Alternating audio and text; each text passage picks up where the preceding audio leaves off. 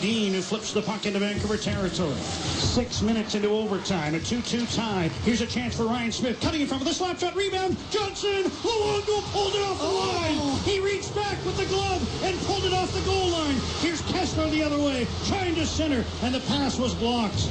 Luongo was beaten. He reached back with the glove and saved the winning goal. He's still not up. He just got up now. Smith moving in, drop pass, Richardson, wrist shot, Luongo the save, and he hangs on. And this game will continue. That's the kind of save that makes you a legend. Tom and Shorty got to get into it next game. No chemistry. No, nothing at all. 3-2 Canucks over the Los Angeles Kings. An overtime winner from Michael Samuelsson gives Vancouver a 1-0 series lead. It is a best of 7, but certainly a nice start. A buoyant start for the Vancouver Canucks. I think it'll get their legs underneath them, make them feel good about themselves. At the same time, I don't think it's got the reverse effect on the Kings, and we've talked about this a little bit already. I don't know that they feel like they've just fallen on their sword or taken a dagger to the heart here. I think they still feel pretty good. You look for the split, still possible for them, Dave. It certainly is, but they'll have to be a lot more sound defensively. The Canucks out shooting the Kings 17-6 in the first period, 13-2 in the third period, pardon me. So it was only really in the second where the Kings, and that's where they had their power play opportunities with that 5-minute major where they're getting their shots. And so, it's one of those situations where if you're a hockey club and your power play has been better for you on the road than it is at home, which is the case with the Kings, then you look to make best use of that time. 5-on-5, they're a pretty good club, the Kings, but I think that special teams-wise, they're one of the rare teams that their penalty killing is better on the road and their power play is better on the road. Again, we'll be giving away an authentic Canucks jersey, courtesy of Van City Sports at 554 West Georgia. Coming up later on in this Taco Del Mar post-game show. Taco Del Mar is home of the Mondo Burrito. For locations nearest you, visit tacodelmar.ca. We've got the stats pack ahead, and we're going to hear from Henrik Sedin, but we haven't heard from you just yet. Are you brimming with confidence after this game, or does the fact that they needed overtime give you some cause for concern? Let's head to the phone boards. 280-TEAM, 280-8326, star team on your cell phone. And let's go to Kareem in Vancouver. Kareem, go ahead. Oh, hi there. Just got back from the game. It was a great game, great atmosphere. My first playoff game. I've never been to a playoff game. It was just amazing atmosphere. Everybody's just, and they were dissing Jonathan Quick. I think they were just going on. It was really fun to watch. But anyways, what I wanted to say was, I guess about Luongo. I think a lot of people where I was sitting around, I think we're all nervous about Luongo. And I'm not really sure if he's really answered all his critics. I know he made a couple of good saves in overtime, but still a little bit nervous about Luongo. Thanks, Kareem.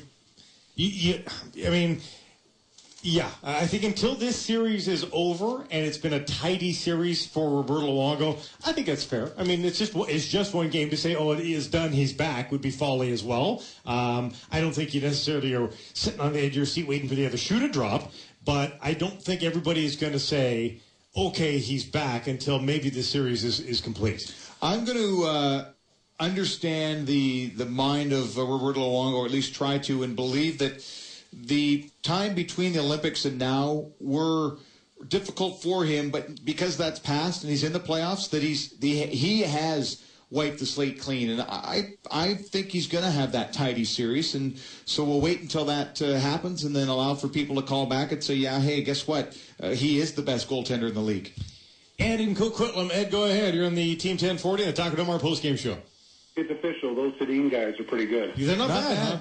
Not bad. I have to tell you, and you don't have to admit if you don't want to, but I was one of the guys calling them the Sedin sisters way back when. You weren't alone. And I feel now that if there's a better tandem that's played in the last 4 or 5 years, I don't know who they are. I mean, consistent. They're just always consistent. They may not light it up and have these highlight goals that you see all the time, but man, they rarely miss games. That was a great game to watch. I think this game would have really been a backbreaker for the Canucks had they lost, because it would have done two things. It would have said, we hit them with everything we had and we couldn't beat them. And if Louis let in one more goal, and his confidence may not have come back. So I think it accomplished two things. It's Canucks are on the right path, and Louis seems to be back. Yeah, thanks for the call. Appreciate it. Yeah, Seams needs to be put in there. Yeah, I'll pick up on what he said, though, and say, again, I touched on this, the nationality thing, that the Swedish players were the best players on the ice with the Vancouver Canucks, just by coincidence. But, part of the criticism of the Sedin twins was that they were passive Swiss or Swedish players, and we also heard the criticism, they don't dream of playing for the Stanley Cup, the Swedes or the Europeans. Really? Did you see the reaction of Michael Samuelsson after both of his goals? Even the first goal of the game. It's only a 1-0 game. Pumped, smashing into the glass. Did you see Daniel's reaction after he converts on the fabulous play with from Henrik? I mean, the massive fist pump. Game one of the playoffs. It's game one, and they are stoked to play, and that's not always been there for them. Took some time to get there. Took some time to get there, but to see that fire in their belly, it's good to see. Something about being comfortable at what you're doing and having the confidence to know that you can do it over and over, and it just took some time for that pairing to really start to play the way they are playing here at the NHL level, like they did in Modo. And I had the opportunity to play against them at that time when they were youngsters playing for Modo right after they were drafted by the Canucks. And some of the things they tried to do in that league, they're able to do in this league and still get the finish. Dan in Kelowna. Dan, go ahead. Hey guys, a couple things real quick. The first one is it was actually nice to see both Quick and Luongo play really well, because that was a big question mark for both of them. Yep. This is definitely going to be a long series for sure. One thing I noticed, first of all, Vancouver's offense, because we only have this one game to judge on, I think Vancouver's offense overall is going to be a problem for LA, because they just kept coming in wave after wave in the first and third period especially. And I know the Kings had a couple good shifts, but I think it's going to be a problem for them because they're not able to keep anything sustained in Vancouver zone. And that comes to my second point, which is I remember calling you guys up saying who has to step up, and I said both Edler and Bieksa. And obviously we know Edler stepped up tonight, but even Bieksa, he had a couple shifts that might not have been too great. But for the most part, I think both of them played really well tonight, and that defense as a whole played really well. And of course, because of that, Luongo looked a lot better in that. Yeah, BX was good enough, I think. Yeah, again, tough to find anything wrong with the Canucks defense this evening. I mean, when you really want to look hard at something, you could say, well, this puck didn't get out when it should have, or Ehrhoff puts it up the middle on the backhand accidentally, or something like that. But one mistake didn't lead to another this evening for the Canucks defense, and that you can take from this hockey game as a positive. And again, with Andrew Alberts being tossed from the game on the boarding major, other guys, and we heard it in the comments of Edler, that you just go out there and simplify a little bit and make sure you're not cut out there for longer shifts, because you know you're going to get more ice time. Chance of MVP rain down here at GM Place, as you mentioned earlier. They're not trying to sway voters because the voting is done for the Hart Trophy. But he certainly played like it. 2 first assists for those that are keeping track of first versus second. Let's hear from Henrik Sedin, the Art Ross Trophy winner, picked up where he left off. Another couple of points tonight. LA's got a great team, and they're going to have chances to score. So we knew we were going to have to focus defensively, and we did for whatever, 70 minutes or whatever. You see it's a different feeling. What do you mean?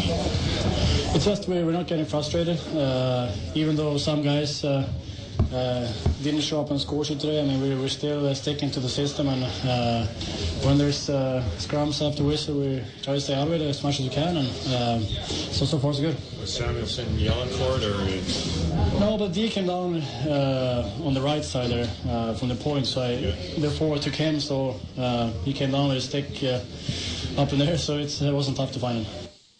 Henrik Sedin, another couple of points, a goal and assist for brother Daniel. That line was visible all night long, and the good news is for Vancouver Canucks fans, that wasn't the only line that was visible all night long. The depth in scoring and the multi-pronged attack that we saw during the regular season appears to be alive and well here in the postseason as well. Yeah, I'm not going to go nuts over how spread out the Canucks were with each forward playing some sort of positive role in this hockey game. You tend to, after one victory in a series, fall all over yourself thinking how good it was.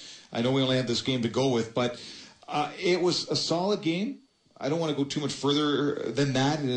Sometimes you you lay too many compliments down, and if the next game isn't that good, you wonder, okay, what was I seeing game one? They played a solid team game, and I think you can take from that the fact that there weren't any passengers. There weren't any guys that really thought they had to do too much in tonight's game. I thought guys like Kyle Wellwood did a good job of managing the puck to get to his wingers. Did the fourth line bother dressing him for the third period? Well, I mean, that's one of those things that'll happen. Yeah. A guy like, the one thought that crept in a little bit with Steve Bernier is that I'm not sure if this pace, now that it picks up, leaves him behind. And I know that he's going to be a net front presence on that second power play unit. That's part of the reason he's in the lineup. And, the fourth lines on both teams didn't make too much of a difference in this hockey game, although both coaches were looking to match and get those fourth lines out. When one would put the fourth line out, that's the opportunity for the other to do the same, just to give the rest of the guys a breather. A couple more calls here. We're going to get into the stats back as well. John in Vancouver, you're on the Taco Del Mar postgame show. Well, first thing on the Luongo, of course everybody knows he's a great goalie. He gets paid like one, won the gold medal. I think the Olympics are different than the playoffs. It's, I heard, I think Mike Petta say he would trade his gold medal for Stanley Cup because it's a 1 week event compared to all year and the playoffs. Now, I think for Luongo, it means nothing unless we get to the conference finals. He played great up until the Anaheim series and collapsed from that final goal in overtime when he thought there should have been a penalty. He collapsed last year against Chicago. I mean, nothing means anything except if we get to the conference. And I'd like to say that on a different note, Ovechkin looks like he's overplaying himself, and it looks like Bruce Boudreau has no control of him. I watched the game today, and I love how the Sedins are always fresh out there, if it's the last minute of the game or the first minute, and if they need to take an extra minute and a half shift or an extra half a minute shift, they're fresh. I think Ovechkin's just overdoing it, and I want to hear what you guys think about that. Yeah, okay, I'll give you that to a degree. He might be trying to do too much out there. I want to get back to your first point. Who are you correcting, John? I mean, nobody's falling over themselves with their assessment of Roberto Luongo here, and to come out firing and say, hold your horses and let's wait until the conference final. It's fine. I don't think anybody's saying that Roberto Luongo is red hot and is the early Conn Smythe Trophy candidate right now. He played a fine game. He made an amazing save in overtime. I think you're misconstruing maybe the enthusiasm for that save with a coronation of Roberto Luongo as a Conn Smythe candidate after a single game. You're right. It needs more than one game. But the one part I'll take is that, conference final is where Canuck fans had this team penciled in, yeah, and wanting to call that a success. And that's fine because that's a step further than years previous, obviously. And the tricky part to that is when you say, as long as we get to the conference final, but then when that doesn't go your way, you're thinking, what a disappointment. We didn't get to the cup. So, but this team does have to get through this first round, find out what the matchups are in round two, get through that, and get to a conference final, or people are going to say, oh, here we go again. What's changed? Third is yellow. Green is overtime. How about that? Yeah. Yellow is the third period. When you're going to overtime, though. Oh, I see. That's the caution flag. Yeah. You want to take the laugh back now, or why? That's not what you were saying. Nice. Yeah, green is always the end. Yes. It's right here in my hand. I'm talking about the new color, yellow. Oh, you just want to bring the yellow into conversation. Okay, granted, we have a new sheet. That is correct. So when we report for the stats pack, one more leaf to go through. It is the stats pack brought to you by Esquire Watches. Nice try. Even gives us the stern look like I know what I'm talking about. What is your Esquire? Say it with authority. Yeah, exactly. And a stern look. Then you just try to make us feel wrong. What does your Esquire by Movado say about you, my world, my watch, my life? Available at Anne Louise Jewelers. Dave, what stands out for you? Besides the yellow sheet. What color sheet? Yeah. The final sheet, which is normally green, and is still green. I would have to say that the fact that Edler had 6 hits, and then the most for any other player would be 2, underscores how physical he was in this hockey game. Henrik Sedin is a +2 on the night, the only player to register such a plus-minus. And the other thing, Blake, is that a guy like Matt Pettinger this evening plays 4 minutes and 12 seconds. Not a lot of ice for him, ripping 4 minutes and 12 seconds as well. Can I bring you my key individual stat of the game? Remember all this talk about the fearsome Dustin Brown and what he might be able to do in the forecheck to the Vancouver Canucks defenseman? No hits registered in the game for Dustin Brown. That is an anomaly. It is an anomaly. It could be a real key to why the Vancouver Canucks are able to get some time and space and move the puck themselves. 18 block shots for the Kings. To a man, almost every guy blocked a shot. Canucks were firing on all cylinders. Let's give away a watch, shall we? Tonight's Esquire stat of the game. Before we do that, one more stat that sticks out. Sure. The Canucks did not win a shorthanded penalty kill faceoff. Ooh. That would have been a good stat of the game. Should have fired that on me. Well, I figured you wouldn't see that, so I thought I'd throw it in. Oh, look at that. Off the green. I'm going to stick to the hit parade. There was a lot of talk that the likes of Simmons and Dustin Brown would lay down the body hard and would create some problems for the Vancouver Canucks. It didn't happen. Canucks out-hit they're the Kings. They're the Kings. Yep. Vancouver out-hit LA 25-17. So we'll go with 25 hits for Vancouver as the stat of the game. The Esquire watch model of the game is the Beacon. So 25 hits for Vancouver. Is that what you have, the Beacon? I've got the Beacon.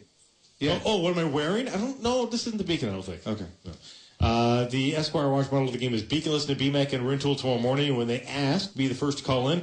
Now that we've completely confused you during this segment, be the first to call in and tell them the Esquire stat of the game. 25 hits for Vancouver. The watch model, Beacon. And that's your chance to win a special edition Team 1040 watch from Esquire. Check out the full line of Esquire products at Anne Louise Jewelers. And I'll buy you a pop at Forum if you can tell me what color the sheet is after the third period if the team's going into overtime. There you go.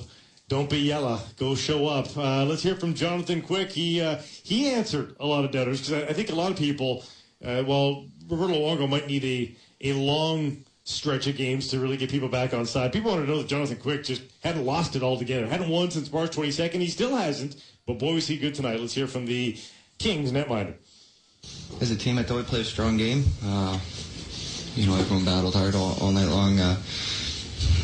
They made a good play at the end there. Got a good shot off. So, you forget about it. You refocus. You watch a little more video and, get ready for game 2. How about that save you made on Henrik Sedin in overtime? That was a pretty spectacular save.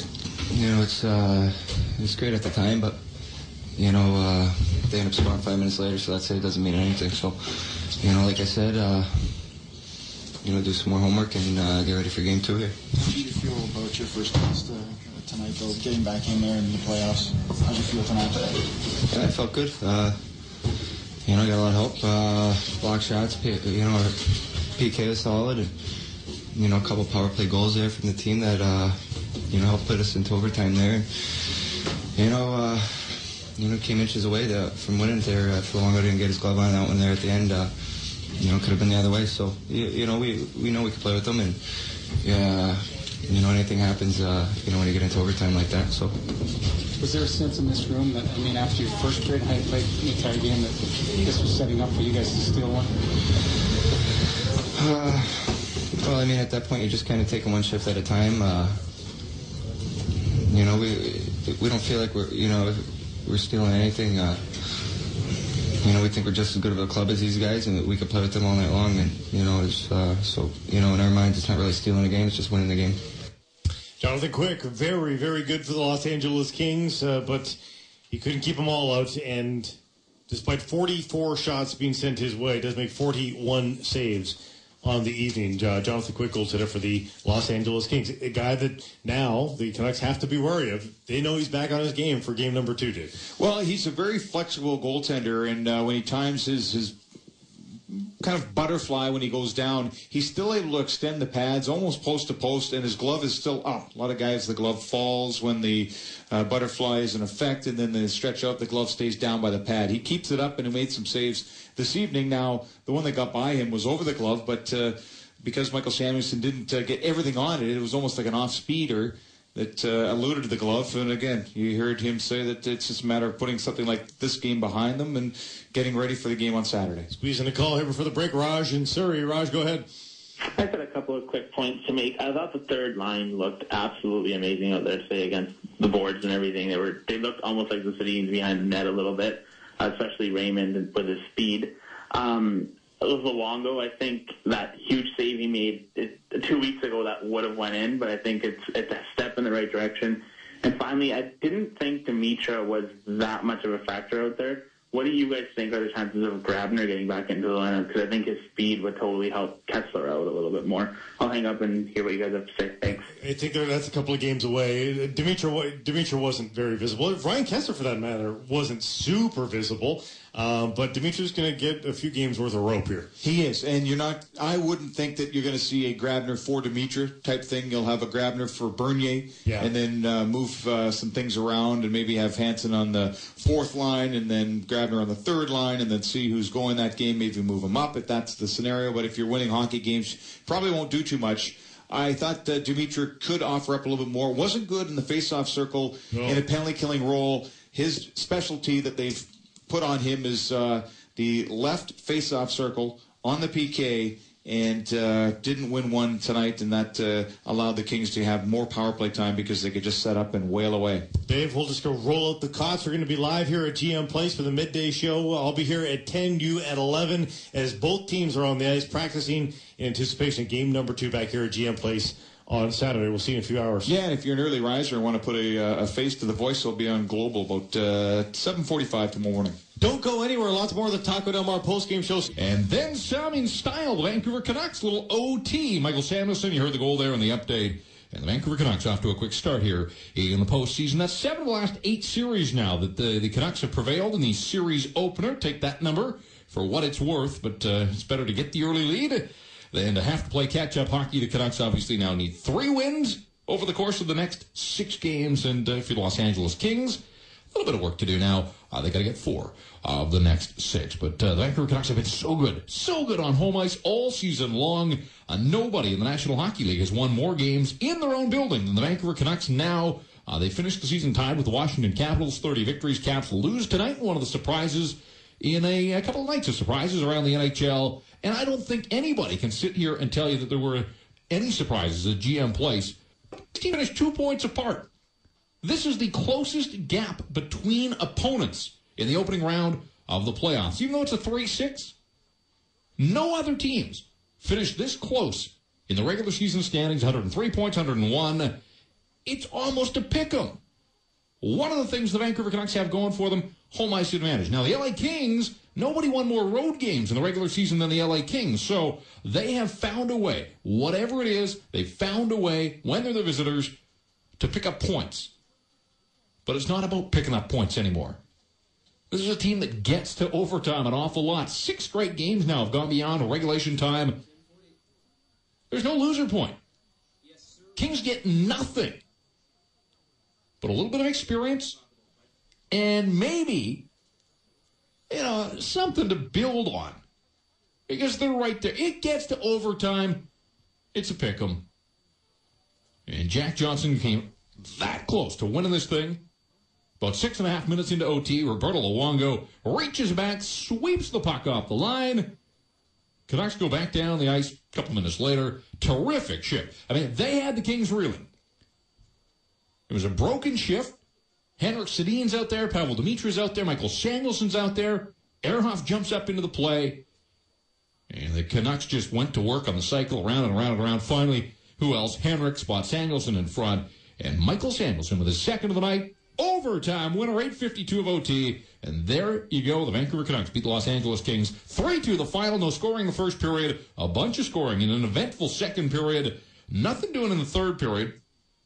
And then the 8:52 mark of overtime. It's Michael Samuelson winning it for the Vancouver Canucks. 3-2 your final score. Game 2 coming up Saturday. You're going to hear it right here on the Team 1040. And again, we've told Baker to put the coffee on. We're going into the witching hour and then some around 1:30. So a couple of hours as we'll extend the Taco Del Mar postgame show. We're not going anywhere. You aren't allowed to go anywhere either. And if you haven't had a chance to get through, if you're at the game tonight, you watched it on the tube, you listened to it here on Team 1040 or along the Canuck Radio Network, pick up the phone, give us a shout. What did you like about the Vancouver Canucks in this hockey game? Anything that concerns you? How many post-game shows have we done here since the Olympic break? Luongo. You know what? Roberto Luongo was pretty good in this hockey game. The guy at the other end of the ice, he was very good as well, although I have to say, as I sat there and I watched the shot clock, it was like one of the buttons wasn't working. Canucks outshoot the Kings 13-2 in the third period. They had territorial advantage in that third period. I didn't think it was a 13-2 third period, 44-27 on the night. To me, it didn't feel like that type of hockey game. A lot of long shots from the Vancouver Canucks. They were putting pucks to the net. I think that's a terrific strategy in overtime. I think it's a pretty good strategy at playoff time. Get pucks to the net. And the Canucks did that. I mean, they kind of stole a page out of the Detroit Red Wings playbook. You see that from the Wings throughout the regular season. 604-280-TEAM, 604-280-8326. Star Team on your mobile phone. If you want to join us, that's what we're here for. We are here to talk hockey. It's the playoffs. Terrific atmosphere in general. I love the opening night of the playoffs. Love the opening night of the playoffs in Vancouver. You know, through the regular season, let's be honest here, I know the sellout streak's up over 300. I know that. I'm there every night. I see it. This is not a knock on Vancouver fans. I mean, they're as passionate and loyal as they get in the National Hockey League. But there are a lot of games. There are a lot of games. Nashville, Columbus, Minnesota. You know, on and on it goes. They all look the same. Well, the uniforms don't, but the games do. 2-1, 3-2. You know, there's not a whole lot to get excited about. Yeah, at the end of the night, the Canucks won way more than they lost at GM Place. Canuck fans are hoping that carries over here into the postseason, and this was a good start and a good omen. But let's be honest here. It's just me and you, between us. Let's be honest. There are a lot of nights. The entertainment value isn't off the charts. But that's what I like about the city. You guys know how to ramp it up. I felt that it was in there again tonight. Maybe it's a carryover from the Olympics. That building's alive. It's alive in those 10 minutes leading up to the opening face-off. And the team gets out there, you know, whooping it up. I'm a sucker for that kind of stuff. And I thought, you know, game presentation, like the band in there tonight, live band. I know we've had the drummer for a while. I like the live band. People were into it. People were into it tonight. I like that. 604-280-TEAM, Star Team on the cell. Let's kick it off. It's the second wave of the Taco Del Mar postgame show. 3-2. The Vancouver Canucks defeat the Los Angeles Kings at the Garage. It was jumping tonight. Gary and Port Moody start us off here on this portion of the postgame show. How are you? Good evening, Jeff. I always like to listen to you. I tell you, just between you and I, I'm in sales, and I love the way you talk. It's so fun listening to you. It's quite a treat. I'm going to say one thing. When I was watching the game, I was trying to get my cable going. It was fuzzy, but I still enjoyed watching Roberto Luongo save the day. I've been trashing him for about a month. He looked like he was not, well, in my opinion, he was on his game. He wasn't thinking too much. He basically was stopping the puck, and when you sweep the puck off the goal line like he did, it wasn't like he was thinking about it. He simply did it out of instinct. In my opinion, he's back, and I just hope he stays the way it is, because if he does, we will go on a long run. Maybe not to the Stanley Cup, but I'd like to see it. But it was a very enjoyable game, and unfortunately, just between you and I, I'll make one last point. It was unfortunate that somebody had to lose, because, frankly, the game was well played, well refereed. I thoroughly enjoyed it. All right. So you've been bashing Luongo for a month. You admit it. And then you declare that he's back. One game and he's back. Did you see that? He swept that puck off the line, and then he looked at the TV camera and he said, Gary, that's for you. Maybe not. But, you know, it's what you want from your captain and your leader. You don't quit. You would expect nothing less than every ounce of energy. Good on him for making that save. You think about this. When I talk about the entertainment value, you know, I hosted the postgame after the final game of the regular season. Calgary didn't have much to play for, but we were, as hockey fans and spectators, and you know, I'm fortunate enough that I don't have to shell out, get off I don't even know where my wallet is, to be perfectly honest with you. But you know, people got their money's worth from the Twins on Saturday against Calgary. It was fun in there that night. People were entertained, and you've seen the goal of the year. And now Roberto Luongo maybe backs that up with the save of the year, certainly the save of the playoffs. And it was good stuff. And then the Canucks go back the other way, and they win the hockey game. So there you go. If you're a Canuck fan, you're happy tonight. 604-280-TEAM, Star Team on the cell. Hey, we kind of got this thing on autopilot. I don't know where it's going tonight. We're just going to kind of weave our magic here on the radio. It's the second wave of the Taco Del Mar post-game show. We want you to be a part of it. So pick up the phone. Give us a shout, your likes and your dislikes from this hockey game tonight. I will lay this out there that I'm not among those that's buying in just yet on this Vancouver team going on a long, long playoff run.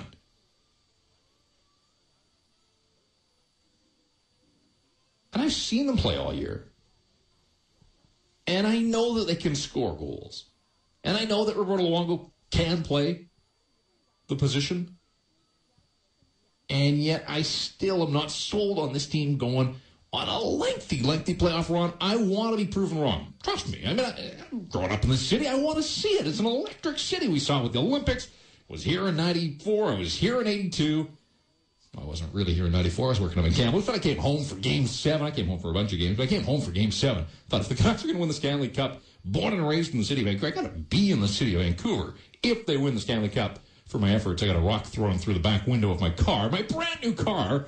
First time I'd ever bought a brand new car off the lot, and like a couple of weeks later, I was dumb enough to take it downtown. The riots ensued, and I got a rock. That was my souvenir. There you go. That's my riot story for you. I didn't find it all that amuing at the time. Speaking of Kamloops, let's get up there. Corey, what's going on in the Loops tonight? Hey there. I'd like to comment about Line 3. I'm hearing all this about the Sedins and Luongo and that, but I'd like to say something about Raymond and Wellwood. I thought they played excellent tonight. They've backed up. They picked it back up again. Raymond's hands are soft again, loosened up his grip. Did you think so? I thought he used his speed at times, and yet I didn't think he had a ton of puck control in the hockey game. And I thought the effort level was there from Wellwood, and yet I thought at times he was dwarfed, obviously. I mean, he's going to be by Michael Handzus. I thought he had some trouble down low tonight, Wellwood. The battle level is there. I'm not knocking the battle level, but he isn't blessed with a ton of size, and he goes up against bigger opponents, and he's going to have some trouble, and I thought at times tonight he did. But he's fun to watch when he gets the puck, and, he can do his thing in a phone booth. And I had no problems with his performance, but I'm not ready to give the rave reviews that you are. Mm-hmm. I think Raymond, I thought Raymond's the big one there. I think he's got a lot of potential, and I think he's coming up. I kind of disagree from what I saw. His hands looked pretty damn good tonight, I thought. All right. I mean, he didn't figure in the scoring, so I don't know what parts of Mason Raymond's game you saw that maybe I didn't. I look at the stat sheet tonight for Mason Raymond. Just over 20 minutes of ice time. He had 3 shots on goal, 3 hits for Mason Raymond. How about Daniel Sedin? I think he had 8 hits all regular season. He had 2 tonight. And Alex Edler, was that Alex Edler? Can we confirm that was Alex Edler? Because that's not an Alex Edler that I'm familiar with. But I like that Alex Edler, and I would take him every night. And Drew Doughty came about that close to having his head taken off as he cut to the middle. I didn't think Doughty was spectacular in his NHL playoff debut, but you can just see it. I mean, you can see it. You watch guys, and guys have it, or they don't. He's got it. And he's only going to get better as he settles into this thing. And that's one of the things I love about playoff hockey is you get to watch guys night after night after night in all situations, power play and penalty kill, and when their team's leading, when their team's trailing, and, how do they do what they do and what makes them so good. And if you're a Vancouver Canucks fan, I mean, we've been on the air for 10 minutes now, barely mentioned Henrik Sedin. Yeah, just an average, ordinary 2-point night of the office for Henrik. He's not leading the playoffs in scoring. What's wrong with this guy? Resting on his laurels. But no, I mean, would you have it in either way? Canucks need somebody to step up in overtime. It's Henrik that feeds Michael Samuelsson, and Samuelsson made no mistake. Samuelsson, like the fact that he was shooting the puck from all over the place. Boy, did Alex Burrows have a ton of chances, particularly early in the hockey game. You knew Burrows was into it. I'd say he had 4 quality scoring chances. In the first period alone, Alex Burrows held off the score sheet. But you look at the matchup. You look at the matchup of the top lines, and if it continues to go this way, this thing could be a shorter series than I envisioned. The Twins and Alex Burrows tonight, 4 points, plus 4, 11 shots on goal. Kopitar, Smith, and Williams, 1 assist, minus 3, 7 shots on goal. Also a wide edge. Round 1 goes to the Vancouver Canucks, round 1 of this series. If we're looking at it as a prize fight. Canucks good at home, Kings good on the road. Canucks take the first game 3-2 in overtime. Can't get too far ahead of yourself. But I'm curious to see how this thing will play out down in L.A. because the Kings weren't very good at home and the Canucks weren't very good on the road. And we'll see if the Canucks, they put themselves in position now to take a 2-0 stranglehold on this series if they can do it again on Saturday night. But you saw it tonight. The Kings, their game. Their game. You know, their best players will be a little bit better. Frolov didn't do a whole lot in the hockey game. Dustin Brown took him half a game to get into it. Expected him to be more of a factor. I expected a whole lot more from Dustin Brown and Ryan Kessler, the two American teammates, the Olympics, guys that play a similar style, guys who were drafted in that first round back in 2003. The similarities are there, and the similarity tonight was that Dustin Brown and Ryan Kessler didn't bring it. Let's get to the phones. Over to the Nanaimo. Luke, what's cooking tonight? Yeah, hi. Look, Jeff, I'm just kind of a little confused how there was a lot of press about how Ladd and Kessler were getting all fired up together there. Kessler, of course, calling Ladd a coward. Yes. Then we run into the situation there the other night with Mr. Ginler. And, look, I'm a big Canucks fan, always have been. Accent doesn't necessarily sound that way, but when Kess backed away from a Ginler there, I was really, really concerned with Kessler's mindset at the time. He backed away behind the players. It was a confrontation. Yep. He needed to be in the face. You saw the replays. I saw the replays. It was a back away. Yeah, okay. Yeah, we get it. And the point is? Well, the point is, I'm more questioning how Kessler's mind frame is right now in terms of being in a situation where he's got to be confrontational. Yeah. I mean, he's an aggressive defensive. I'll give him a pass. I know exactly what you're saying about the other night. I'll give him a pass in that one. I mean, did you want him to fight again and break his hand in the final game of the season, a meaningless game? I know you don't want to see him back down from anybody at any time, but there is a time and a place, and that wasn't it. So I think discretion was probably in order, and he showed some there. That said, this is a guy, and I've said this for so long, that you can tell when he's going early in a hockey game, and you can take the temperature of this hockey team based on the way Ryan Kessler is playing. Maybe in some ways they're lucky to get a victory tonight because Kessler just didn't do a whole lot. But from a Canucks standpoint, you just know that there's so much more for him to give.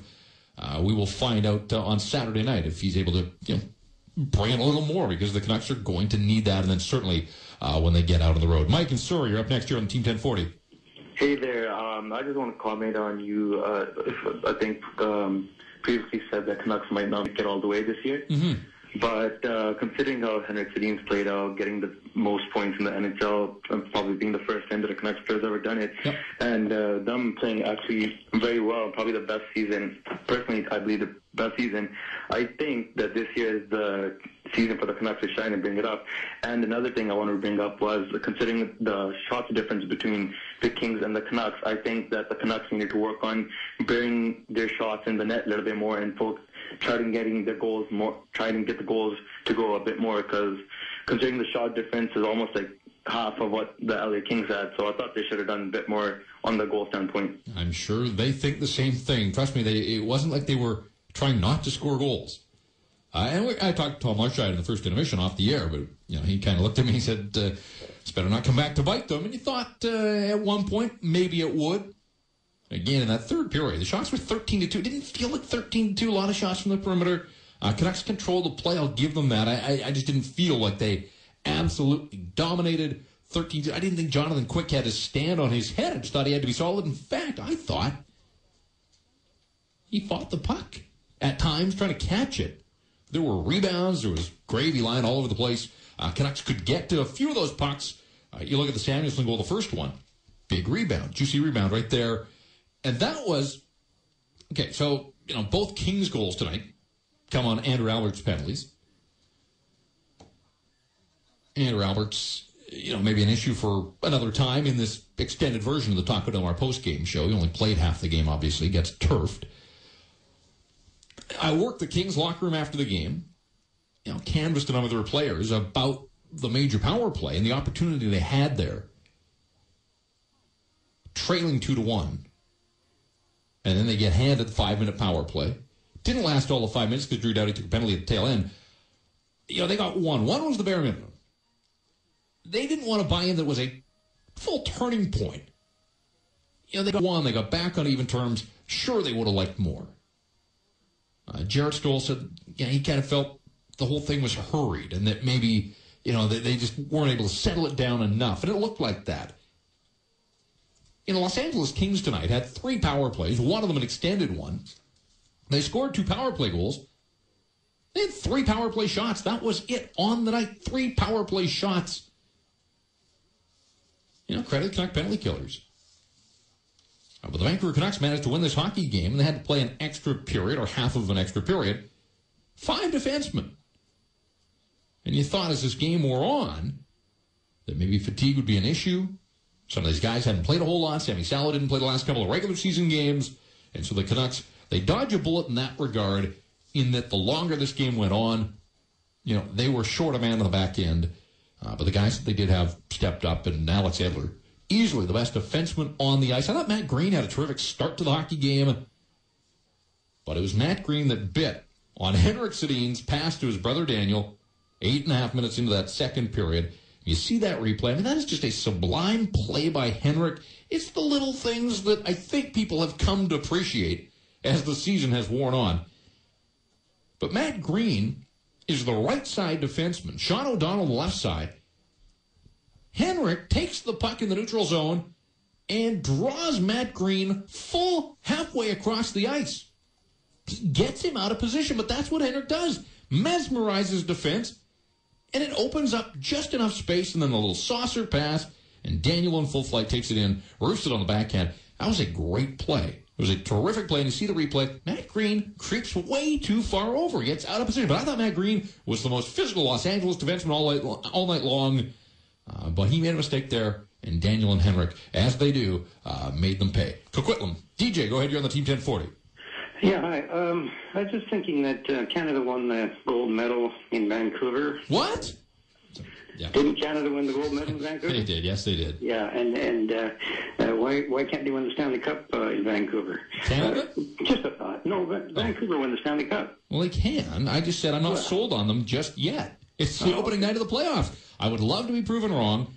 There are a lot of good teams. There's a lot of parity in the Western Conference. A lot of good teams in the Western. 700-point teams in the Western Conference alone. And you want one number that kind of shows you the discrepancy between the two conferences? The Los Angeles Kings are the 7th-place team, or the 6th-place team, I guess. Nashville is the 7th-place team with 100 points. Kings had 101. Philadelphia Flyers holding down the 7th spot in the East with 88, a 12-point difference between East and West. And again, I come back to the fact the Canucks finished 2 points ahead of L.A. Yeah, they're the 3rd seed. Kings play in arguably the best division in hockey. San Jose, Phoenix, Los Angeles, 3 teams out of that division make the playoffs. Anaheim and Dallas had off seasons, but they weren't terrible. The Canucks played in the division that had Minnesota and Edmonton, the sputtering Calgary Flames, and the 8th-place Colorado Avalanche. So, based on quality of opponent, if you really broke it down, LA Kings may have had a better season than the Vancouver Canucks. I know the Canucks had 2 more points overall, but level of competition. But nobody's been better than the Vancouver Canucks on home ice. And they weren't great tonight, but you know what? They found a way to get the goal they needed when they needed it in overtime, and they beat the Los Angeles Kings. 3-2 your final score tonight. GM plays another sellout crowd. Canucks outshoot the Kings 44-27. Kings will regroup tomorrow, come back at it and say, hey, we were that close. We were right there skating with them. Canucks will say, you know what? We had 44 shots. We were able to gain entry to the zone, set up. Twins were able to do some good things. Twins were in on all 3 of the goals tonight. It's playoff hockey. Both teams will try and take the positives out of it, to spin it their way, and they'll get back at it 7 o'clock on Saturday. You're going to hear it here on the Team 1040. Second wave, Taco Del Mar post-game show, the witching hour upon us. You know what? We're not going anywhere.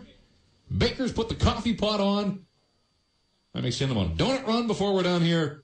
Jeff Patterson along with Matt Baker here on the Team 1040 studios. Phone lines stay open, 604-280-TEAM, star team on the cell. We want to hear from you. It's playoff time. Yeah, they went overtime. We're going overtime as well. Hang on to your lines. We're going for a commercial break in a sec, but we're not going anywhere. Got lots of time, nothing but time to take your phone calls, talk about this thing. Tell me why I'm wrong. People like to do that all the time. Tell me why I'm wrong. Tell me why this Vancouver team is going to go on a lengthy playoff run. And I'm not talking about winning one round. How are they going to do it? What is going to set the Canucks apart from the rest of the competition in this Western Conference? Hey, also, before we are done tonight, courtesy of our good friends at Vancouver Sports, we're giving away an authentic Canucks jersey. Are there enough of those in the rink? Man, you go to the rink now? Not quite like the Sea of Red in Calgary. I was watching the warm-up, though. Everybody that was there for the warm-up, and maybe those are the diehards, everybody was wearing a Canuck jersey, most of them in the blue. But before we're done here tonight, big phone call, bring it.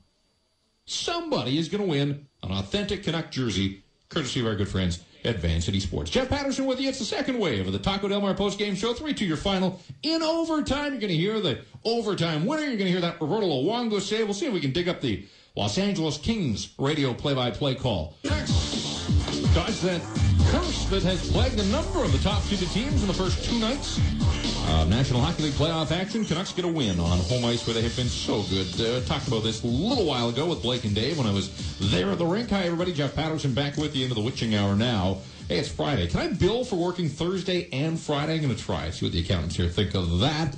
We're here until 1:30. Lots of you on the phone lines, which is delightful. Hang in there. We're coming to you. They went overtime. We're going overtime on the Taco Del Mar post-game show. Why not? You want full, extensive playoff coverage? You've got it on the Team 1040, and that is the place to be. We're giving away an authentic Canuck jersey. Hey, listen in the morning. B-Mac and Scotty out on the road tomorrow, taking the show on the road to Save On Foods, Nordell Way.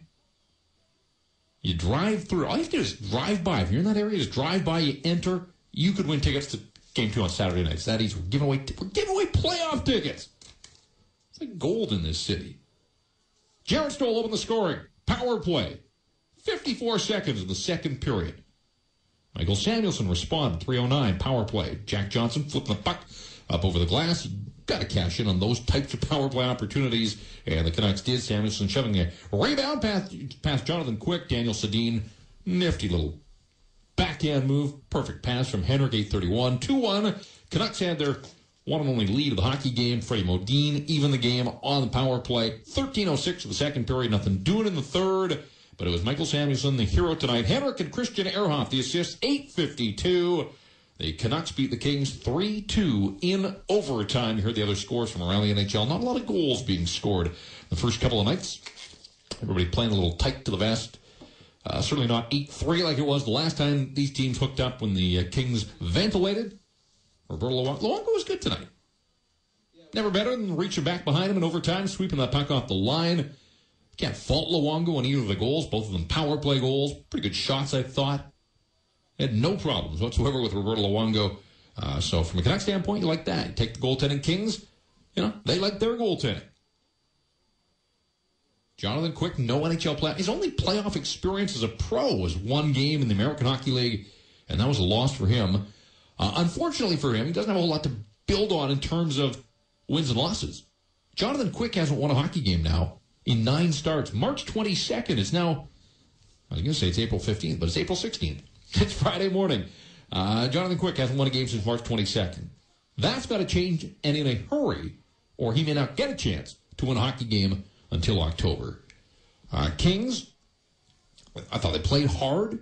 I'm not sure they played anywhere close to as well as they can for a team that won 24 games on the road. But I think you saw tonight how they did that.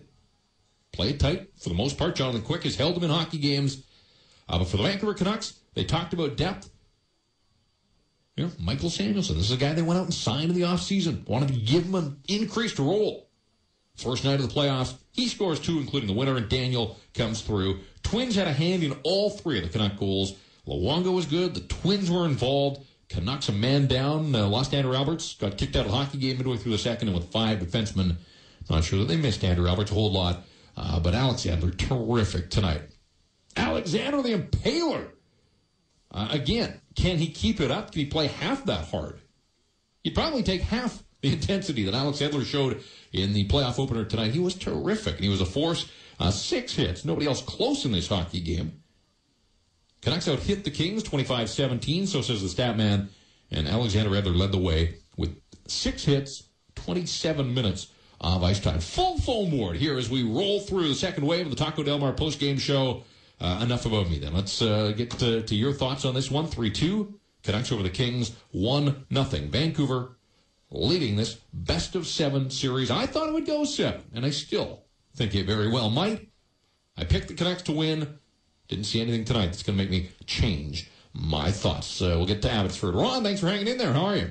Oh, good. Thanks. First-time caller. Oh, welcome aboard. My son a little nervous, but anyway, one of the fellows ahead of you made comment about Henrik and first and second assist. Yeah. Is that a thing on about because I was watching TSN. I hate TSN, but I watch it anyway sometimes. And they had the panel on Landsberg's show, right? Yep. And they were talking about MVP. And of course, they all said Ovechkin or Crosby.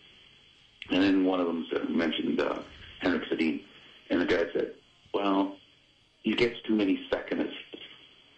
And then later on, he said, well, I don't actually get to see them very much because I don't watch the Western Conference that much. I don't get a chance to. Yeah. Well, why would they have these guys on talking about the NHL if they don't even have an informed opinion about half the league? Yeah, I didn't see that show that you're talking about, but I know... That was Bennett. Bennett, he played for the Oilers. Adam Bennett, yeah. Yeah. And I know Ken Campbell of Hockey News, and Pratt had him on last week, and he's sort of been beating this drum about assists don't matter, that's all about goals, and yet, it's just an argument. Obviously, they've never seen these guys play. Well, it's ridiculous, and people have certainly have built all kinds of defenses for Henrik Sedin, and, Sidney Crosby until this year was all about assists, and he won the Hart Trophy with twice as many assists as goals. It's ridiculous, and people are knocking Henrik for being the second assist man. Well, you know what? He had 2 first assists tonight, and he directly led. He also led the league in scoring. Absolutely. Yeah, and their assists aren't second. It's not like you pass it up to somebody and they do all the work. They're like dominant. I remember one game where the Sedins were on the ice and they controlled the puck for 2 minutes. I think that's pretty much every game. We won't even name an opponent. That happens most games with those guys. And they did it again tonight. First period, Henrik fires the puck about 45 feet through all kinds of traffic. It's about 4 feet off the ice onto the stick of Alex Burrows when he had no business spotting Burrows, knowing where he was supposed to be. But every night out, you just pick up something more about these guys and their game. And Henrik, he was the best player in the NHL all season long, and he was terrific again for the Vancouver Canucks. And this is kind of the story I thought and continue to think about Henrik Sedin. Although I love the fact that he's getting some love now with his MVP chance. Here you go. You want to start a little playoff tradition? Every time that Henrik Sedin gets a point and his name is announced in the home games, start the MVP chant. Why not? Voting is going to end here soon. It's based on the regular season. But you know what? Canuck fans have never had anything like this to celebrate. I thought the Canuck organization dropped the ball tonight, to be perfectly honest with you. You've got a major award winner for the first time in franchise history. After the excitement of Saturday night, and then Sunday watching Alex Ovechkin and Sidney Crosby mount their charge. Well, Ovechkin kind of went quietly.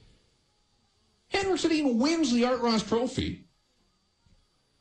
Where is that at the first TV timeout? In that building that's alive and there's electricity. Where's the video montage and the celebration? Celebrate your successes. Let's be honest, your 40 years, there haven't been a ton of successes to celebrate. So you're given this one. And the Canucks want to do some silly little skit with the mascot. I don't get that at all. But I think people are now in this city. They are on board with the Twins. It's been a bumpy road. Everybody knows that.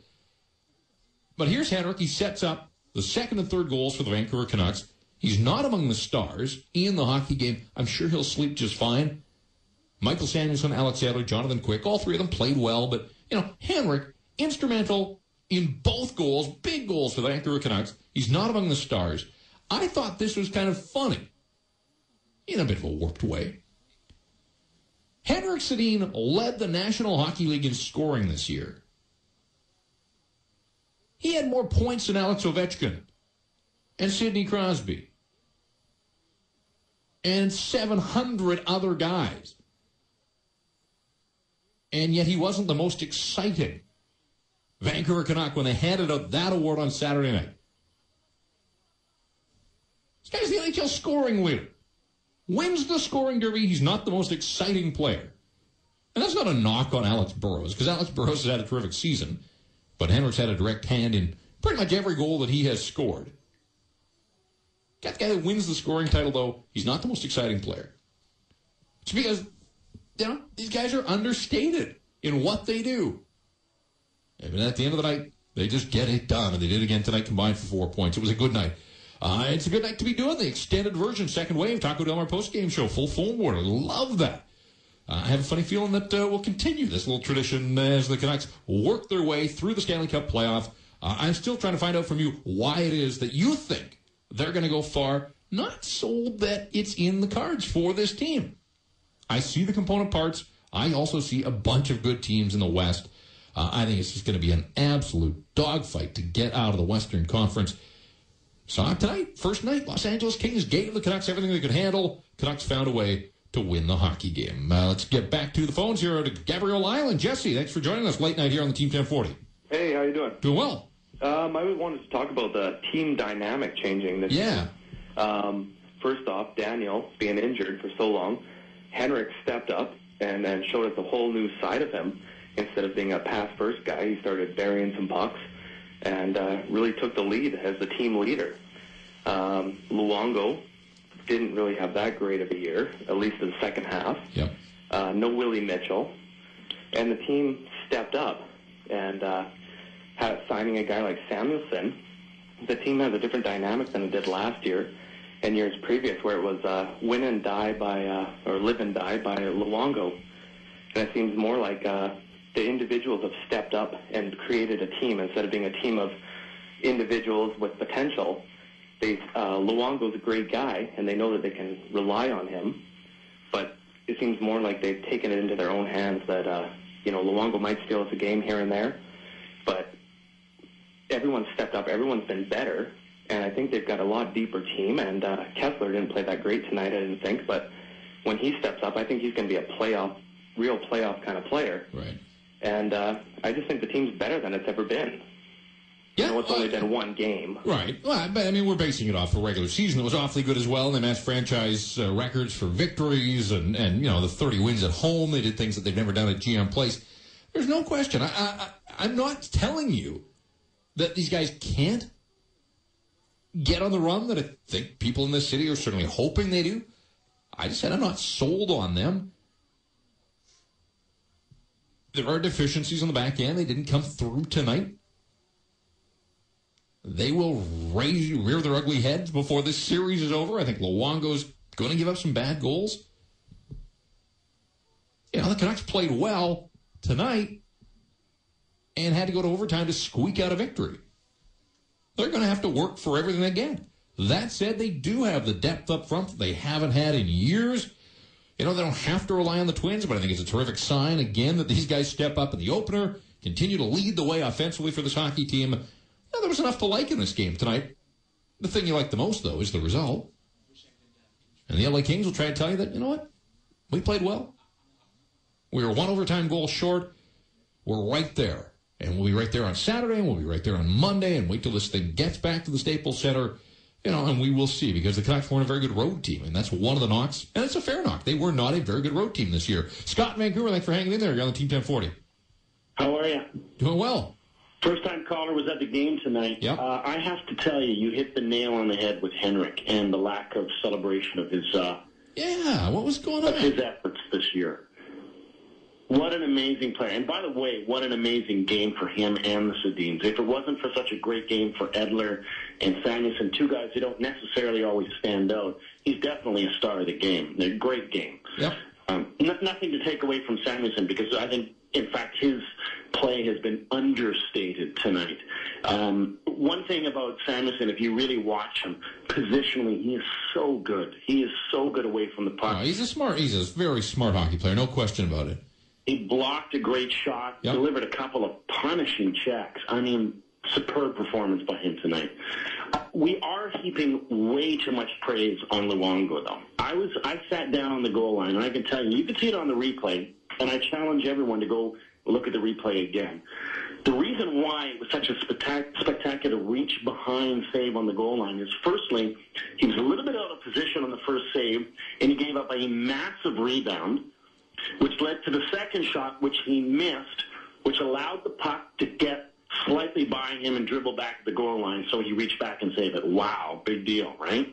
At that point of the game, it was a big deal. I realize that, and I know he put in a serviceable performance tonight. Like, you can't fault him on either of the goals, but let's not get too ahead of ourselves. The reason why we won tonight's game was not because of Luongo. No, but I've said all along that he didn't let in the bad one tonight, and it is kind of a funny city that way in this whole goalie graveyard. You know, he makes the save of the night, and a caller like you, and I'm not knocking you, but, you know, you're picking it apart moment by moment. Did it go in the net?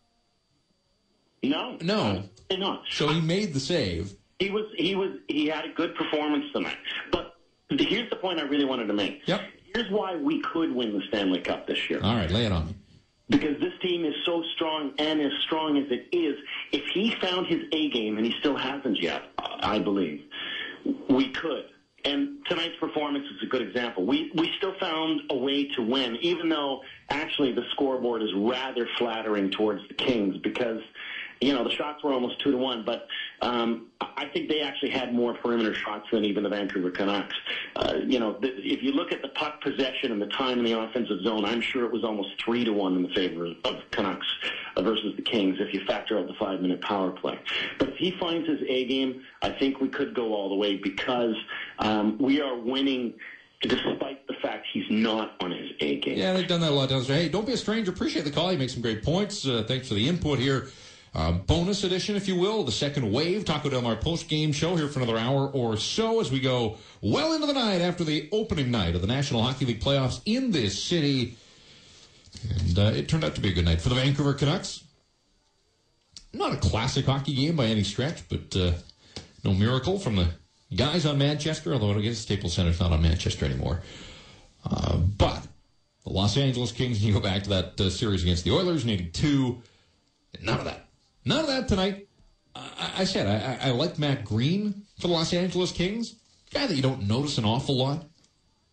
I doubt he had his moments. Just running through the roster here. I thought Michael Handzus played reasonably well. Jarrett Stoll. We talked about their top line, Ryan Smith with Kopitar and Justin Williams. And, you know, that's Kopitar's first taste of National Hockey League playoff action, and he'll get better. The guys I'm curious to see here, and it'll be a race. Who gets better faster? Dustin Brown, captain of the LA Kings. Guy that can really put his stamp on a hockey game. Same thing for Ryan Kessler. Hey, the Canucks win, and Kessler really not a factor in this hockey game from a standpoint. And that's probably a good thing, because you know that he'll show up, he'll get better, he'll be a force before this thing is done. Jazz Deep, you're on Team 1040. What's going on tonight? Hey. This morning. I just wanted to say why I think the Canucks will make it far is because they have solid forwards, and then Luongo with much experience in the playoffs. I think the last year was a good way to experience the playoffs for a whole core of the team. Our team has a lot of playoff experience. I think we need to take Bernie and put Gabler in, because that line has a lot of speed. Yeah. With Wellwood was amazing puck handling stuff, and once our team gets rolling, which I think after watching today they were rolling. Most of the game they were in LA territory. All right, they were in LA's territory most of the time, and only managed 3 goals. You know, from a Canucks standpoint, that's a concern. The fact that they generated as many shots, that they were able to generate that many shots. You know, we've seen teams come in and try and take the space away from the Twins. I don't think the Kings had a strategy. This is what I love about playoff hockey, though. Playoff hockey is all about adjustments. So, you know, first game goes to the Canucks. Ball is in the Kings' court. They can't afford to fall behind 2-0. They've got to make some adjustments. They have to find a way to counter Daniel and Henrik. Will they come back? They don't have last change. Will they try to work away from that matchup that seemed to favor the Vancouver Canucks? Top line of the Canucks against Kopitar, Smith, and Williams? We'll find out on Saturday, but that's the beauty of playoff hockey. And then, of course, when it switches to L.A., Kings do get that last change. They can dictate the matchups. I love that about playoff hockey, though. It's all about adjustments, and we'll see what two teams do here tomorrow. We can say that now because it's early on Friday morning. 604-280-TEAM and Star Team on the cell. Hang on to your lines if you're on the phone board, full phone board. This is terrific stuff. Night after or morning after, hours after the opening night of the Stanley Cup playoffs. Lots of you on through. I want to talk about the Twins. Again, asking people, tell me why you think. Just don't waste the phone line. Give me some solid arguments of why you think the Canucks can win the Stanley Cup. I'm not suggesting that they in fact, I'm not sold that they will, but I'm not asking you to tell me, that they're going to. But when you sit back, you step back, objectively, look at this Vancouver hockey team. Why can this team this year win the Stanley Cup? Paul in North Van, you're on the Team 1040. Oh, hey there. Just a couple points. Number one, I couldn't believe that there wasn't even a mention about Henrik Sedin, congratulating him or something like that about the RRA. I just thought that was absurd. I was at the game today. Yeah, I'm completely baffled. I mean, the Canucks as an organization do an awful lot of good things, but, they'll be damned if they're going to give up 30 seconds to sell another pay-per-view broadcast or whatever on the Jumbotron. I mean, that thing's just a moving advertisement, and they own it, and I get that part of it, but come on. I mean, this guy wins the NHL scoring title, and you can't salute him? I don't get it for a second. Yeah, they should have pumped that up big time, but that's fine. Another thing, too, I'd like to say, I was really mad about that call on Alberts tonight. I was pretty close to, I was sitting close to where it happened, and he turned himself right into the glass. And Alberts is a big guy, and he can't take people lightly just because he's big. And I was disgusted. Like, that should have been a minor. And I just think that was, I don't know. I just totally don't agree with that. I just wanted to throw that out there. All right. It didn't become a huge factor in the hockey game. If the Kings score a couple on the power play and they win it, obviously, lots of calls like yours. I think it's a good thing. And you're entitled to your opinion. The climate of the NHL right now with headshots. I thought he hit him high. Again, he's a big guy. Richardson went down in a heap, but was back before too long. And, the officials don't have the benefit of that information. They have to make the call at the time on the ice. I had no problems. To be perfectly honest with you, I had no problems with the call or the officiating tonight. I didn't think the officiating was an issue. It will be before the series is out. There will be a bad call one way or the other. Maybe as soon as Saturday night. Tonight I didn't have a problem with the officiating. I thought, for the most part, they let them play. And the LA Kings have themselves to blame. I mean, they were given a golden opportunity right there in a 2-1 hockey game to control a major power play. 4 minutes more before Drew Doughty took his penalty. They cashed in once. But that's not enough when you get that much consecutive power play time. And we talked about the fact. I mean, they scored 2 power play goals tonight. 3 power play shots. So their shooting percentage on the power play good. But you got to do better than 3 shots. Even if you don't score, you got to get the Canucks running around, tiring themselves out, exerting energy. Maybe you draw them into another penalty. Kings did none of that. And Jared Stoll, after the hockey game, talked about that fact that, they looked a little panicky. Maybe it was opening night jitters. Who knows? 604-280-TEAM, Star Team on the cell. The second wave of the Taco Del Mar post-game show. Canucks win it by a score of 3-2 out to New West. Hi, Eric. Hey there. Thanks. I just wanted to make a quick comment. Is there any way that you guys could stream the broadcast more in sync with the broadcast that's on the television? That's a technical question that is beyond my capacity. We get this phone call from time to time, and I don't know what to tell you. That's not really my area. No worries, but that's just a side point. One thing that I did want to say, if there's a way that the Canucks are going to make it this year, they'll have to remain healthy, obviously. Yeah. Did we lose you? Oh, no, there you are. Okay. Oh, sorry. No, Karen. We'll have to see these guys elevate, take their game to the next level. After the Olympics, it seems like there was a bit of faltering. If you could see guys the way that Edler stepped up tonight, if you could see the rest of the team do that, then I think it'll be good. The one thing that really worries me, though, is the potential lack of depth that we have on our defense right now, and we have to stay healthy going through the next few series. So I don't understand why we didn't make a bit more of a move before the trade deadline to add a little bit of extra, depth on the defense. With the crew that we have, we only have a few, years at best with the crew that we have to take a shot at it. And, we've got a lot to cheer for this year. Hopefully we can stay healthy and go for it. All right. Health is certainly a massive factor, and there's really not a lot that, guys can do to control that. I mean, they're all trying to stay healthy out there, but injuries will occur. At the time of the trade deadline, I have to believe that the Canucks thought Willie Mitchell would come back at some point. And so they went and made the depth move that they made, and now Andrew Alberts has got a regular spot in the lineup for the most part. We'll see if that stays when Aaron Rome is given clearance to play. But the Canucks are pretty thin back there. And again, I'm a little surprised at the Los Angeles game plan. And I guess I look at their captain and their leader and their guy that, leads in this department in terms of getting the forecheck and banging and crashing. I thought for sure that Sammy Salo would be a target of the Kings on the forecheck. I didn't see Sammy Salo getting an awful lot of attention in this hockey game, and everybody knows the story on Sammy Salo. Bump him and see if he survives. See if he gets up, peels himself off the carpet. He gets one game in the books. Canucks get this one tonight. 3-2. They win it in overtime. Samuelsson from Henrik and Ehrhoff at 8:52 of OT. That was your winning goal. Samuelsson with 2 on the night. Good start for him. Good start for the Vancouver Canucks. They beat the Kings. Game 2 coming up Saturday night. 7 bells at General Motors Place. Pre-game show, post-game show. They all kind of roll into each other. It's going to be all hockey talk for the most part from now until the Canucks are done. And once they're done, there'll be a whole lot more hockey talk as well, because that's when it's a 12-month-a-year business now.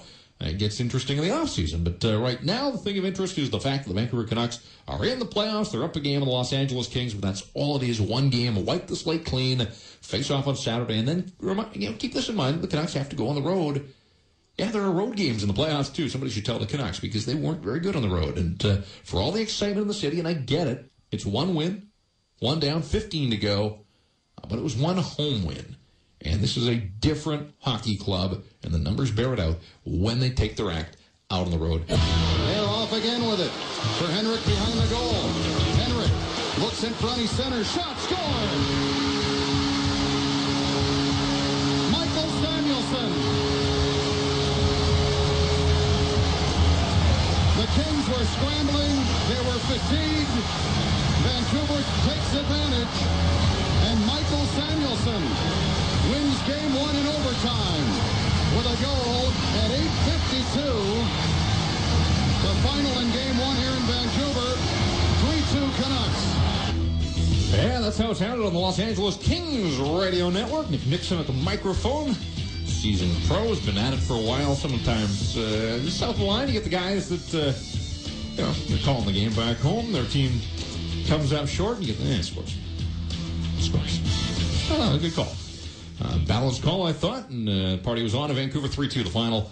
That's how it sounded on the Kings Radio Network. You've heard the shorty call, and you will, I'm sure, a bunch of times before Game 2 Saturday night here on Team 1040. Jeff Patterson with you well into a Friday now. Yeah, Friday upon us. So weekend is just around the corner. We can see tomorrow. Game tomorrow at DM Place, and on to LA for games on Monday and Wednesday. And we'll see if the tradition has begun here. Kind of flying by the seat of our pants. Second wave of the Taco Del Mar post-game show. But lots of you want in. Lots of you out there. I don't know if you're working shift or just can't sleep because it's playoff time. Maybe you're studying for exams. Who knows? But we're happy to have you along for the ride. And we're delighted to be here providing extended and extensive playoff coverage on the Vancouver Canucks run to the, dare I say it, Stanley Cup. 604-280-TEAM, star team on the cell. Somebody's walking away here before we're done. In fact, sometimes this half hour, somebody's walking away with an authentic Vancouver Canuck jersey, courtesy of Van City Sports at 554 West Georgia, corner of Seymour and Georgia, right in the heart of downtown Good call. We won't know when, we won't know where. But you come with a strong take, a strong opinion, your thoughts on this game tonight, the state of this hockey team, what you expect the rest of the series. Somebody's skating away with an authentic Vancouver Canuck jersey. So 604-280-TEAM and STAR team on the cell phone number that'll bring you through if you want your chance. So to White Rock, Craig, thanks for hanging in there. You're on the Team 1040. Hey, Jeff, thanks for taking my call. Couple of things I wanted to talk about. I didn't get to see the game tonight. I was working, as you just mentioned. Some of us are working. Just got off work, so I haven't had a chance to catch the highlights. But one thing that you touched on, can we please finally put the Henrik Sedin debate to rest? He won the Art Ross Trophy. I don't know off the top of my head. I don't have a computer screen in front of me. There's a little player that you might know named Wayne Gretzky, who I'm quite confident almost every single year that he played had more assists, in some cases double the assists that he had goals. So can we finally put that one to rest? Well, this assist thing is stupid. I mean, that's Ken Campbell of the Hockey News, and it's getting way more play than it should. And I guess hockey fans out here with their backs up, and rightly so. And I think it's great that people have come to the defense of Henrik Sedin after all the years of bashing, and so people have sort of come full circle on this one. But just a crazy premise that somehow assists don't matter or don't matter as much goals. Yeah, absolutely. And I think one of the things, too, that's really, I know I personally have sort of washed my hands of it in the past, and it's all geared toward the East. It was surprising to me how much it upset me. I'm so sick and tired of the focus on the East. Like, hopefully this will help us shed a little light to the writers and the people that comment on it out there that don't even know the Western Conference. And like some of the earlier callers touched on, they're bashing the Western Conference, and they don't even know a lot of the teams and stuff.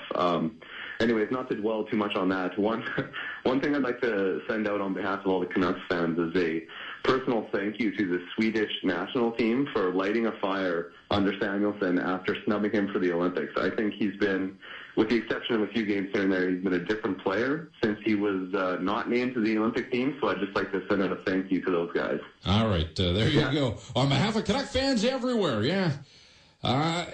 it does seem that right out of the chute there, when Samuelsson was snubbed for the Olympics, the Swedish Olympic team, he was on fire. I don't know that it carries over now. I think this is a guy that, knows what it takes to win. This is his time of the year. He's got the experience. Canucks went out and signed him for that reason and others. But Mike Gillis was looking for those intangibles, and Michael Samuelsson was the guy that had them. He's got the Stanley Cup ring, and a nice start to his playoff career as a Vancouver Canuck. 2 goals tonight, including the overtime winner in the Vancouver Canucks defeat the Los Angeles Kings by a score of 3-2. Let's carry on as we work our way through this second wave of the Taco Del Mar post-game show. Well past midnight now, 12:43 here on the West Coast. Into Friday morning. Game 2 tomorrow. Ron, go ahead. You're on the Team 1040. Oh, hi. I don't know what happened. I guess my cell phone cut out. Well, we're happy you're back and you're. Yeah, I'm second-time caller now. I'm tired. I'm finished with the Eastern bashing thing there, but it does bug me. It does bug me that they can't. Like, you wouldn't see that in NBA or Major League Baseball. They make a comment about the whole league, not so we haven't seen these guys play sort of thing, right? So anyway, that. And you were commenting about how the Canucks are going to go somewhere in the playoffs. I think now they will. The Sedins are mature and they're stronger. You don't see them getting bounced off the puck anymore. I would agree with that. And, they're not physical specimens, but they have that hockey strength, and they've got the smarts, too. I mean, you think, all right, teams want to shut these guys down, just hit them. Well, Matt Green steamrolled Henrik twice tonight. He just pops up. I mean, it almost like it invites him into the game. All right, you're in the game, Henrik. Look out, Los Angeles, because there goes Henrik. He gets his 2 assists. Daniel with a goal and an assist tonight. 4 points. Great start. People wondered, can these guys do it? Those questions weren't asked as much given the regular seasons that they had and down the stretch. And I just thought it was a very, a telling sign. If you were looking for an indication, would these guys be ready this time around after past playoff failures? Henrik had everything to play for on Saturday night. I know the Calgary Flames didn't, but Henrik Sedin did. And he showed up and then some, and he won the scoring title, and he barged through the front door. That was a good sign. And he carried that over tonight. 2 more points for Henrik. 2 big assists as the Canucks beat the Kings by a score of 3-2 up to Cache Creek. Mike, thanks for hanging in there. You're on the Team 1040. Thanks, Jeff, for taking my call. You bet. I just, you know what, a couple things. And I almost feel like sometimes you're contradicting yourself because you lay the praise down, but then you say you're not ready to drink the Kool-Aid yet. But I just have a couple points here to make quickly. One is maybe we'll give the Canucks the benefit of the doubt. Maybe they'll honor Henrik on Saturday night in front of a national big audience, maybe, hopefully. I doubt it. I mean, this was a big national audience playoff time. Yeah, I know. I was thinking that too. Yeah. But anyway, my point is they don't have to be objective, and you're a commentator and all kind of thing, and you got to lay it out the way it is, that kind of thing. But if you want to wait until we're up 3 games to none in the final, you're going to have like a joyless playoff. You won't get to enjoy this run if you don't buy into the very end. They brought in the guy, like in Samuelson, who was supposed to do exactly what he's doing. Louis isn't playing great, but he looked better than he has. He also sounds very confident. And the Sedins are doing exactly what they should be doing. And if you're picking anyone else, if you're going to pick Washington, Detroit, San Jose, Pittsburgh, I mean, these guys have all taken a beating already, right? So, I mean, I think right now, objectively, maybe subjectively, but we still, I think we're in as good a shape as anybody out there right now. Well, I can't agree with it. They've taken a beating. They lost. I know, but we didn't, though, right? We haven't. It's one game. The Canucks haven't been out on the road yet. It's a long way to get to that Stanley Cup, and I don't think there's any contradiction here. I've been a huge fan of Daniel, and particularly Henrik this year. I've just sat back and enjoyed. It's been artistry. I mean, this was the best player in the National Hockey League. It's like a virtuoso in anything. I mean, it's art. It is. When you see the passes that this guy makes, I decided early on this season when he fired it up, I was just going to sit back and enjoy it. I'm paid to be an analyst. I'm paid to watch these games, comment on them, bring some opinion, generate some discussion. But I got into this because I'm a fan, and I was a fan. I played hockey all my years growing up. Still strap the blades on from time to time. I mean, I love the game. But the fan, when you get into this and you're in the business and you've been doing it for a while, I mean, the fan seeps out of you a little bit. And there are some nights where it's a little disappointing. Because you see the passion in this building, in this city. And that's why I love the Olympics. I mean, I could just be a fan for a while. And it was terrific. But this is one game. I mean, come on. You're trying to tell me that the Canucks somehow they have a leg up on Washington and San Jose because those teams lost? Or ahead in their series. My thing is, it's just going to be an absolute brute to get out of the Western Conference. I mean, the Canucks are right there. I get it. But if they beat Los Angeles, the reward for that is probably going to be Phoenix, maybe Detroit. And if they somehow escape that matchup, pretty good chance that they're going to see San Jose or Chicago. And then, if they somehow manage to get out of that series, they'll see Washington or Pittsburgh or Jersey. Hey, it's not easy to win the Stanley Cup. I know you know that. But it's one win here tonight, so keep it in perspective. They haven't gone on the road where they aren't very good. They are lights out. Dare I say, better than anybody else in the National Hockey League on home ice. And the numbers don't lie. 8-1-2 in the... No, they're math on the fly at a late hour. That's 11 games. 8-1-2 in their last 11. 13-1-2 in their last 16. 21-2-3 in their last 26 games at GM Place. They are almost money at the Garage. And they found a way to get her done tonight, beating the Kings in overtime. Mike and Surrey are on the Team 1040. Hey, how you doing? Doing well. We're just getting started here. Oh, exactly. No, it's good to see some late night coverage. People are up and want to talk about it. I just want to say I don't think this playoff year that Luongo is going to be the savior, but he might end up being like a Grant Fuhrer, save just enough to get him through. I mean, that was a pretty amazing save. That was a clutch save. Good to see him get it. It's only one game. I also wanted to comment on the Eastern writers or the Eastern media. It's been years and years and years where they said, oh, well, they're in the East, they don't really watch the rest of the West. Well, are these guys not hockey experts? Isn't it not their job to know about... No, they're Toronto Maple Leaf experts, and they think the world stops at the Ontario border. So how do these guys get a vote then? I mean... Yeah, no, that's a valid question. Yeah, and it makes you wonder. It does make you wonder. Because their job is, really, they may be Maple Leaf fans or, Ranger fans or whatever, but first of all, they're supposed to be impartial. They're supposed to be hockey writers or hockey media, hockey professionals. And in any other job, if it's your job, like the other gentleman quoted about, knowing the NBA, knowing the NFL.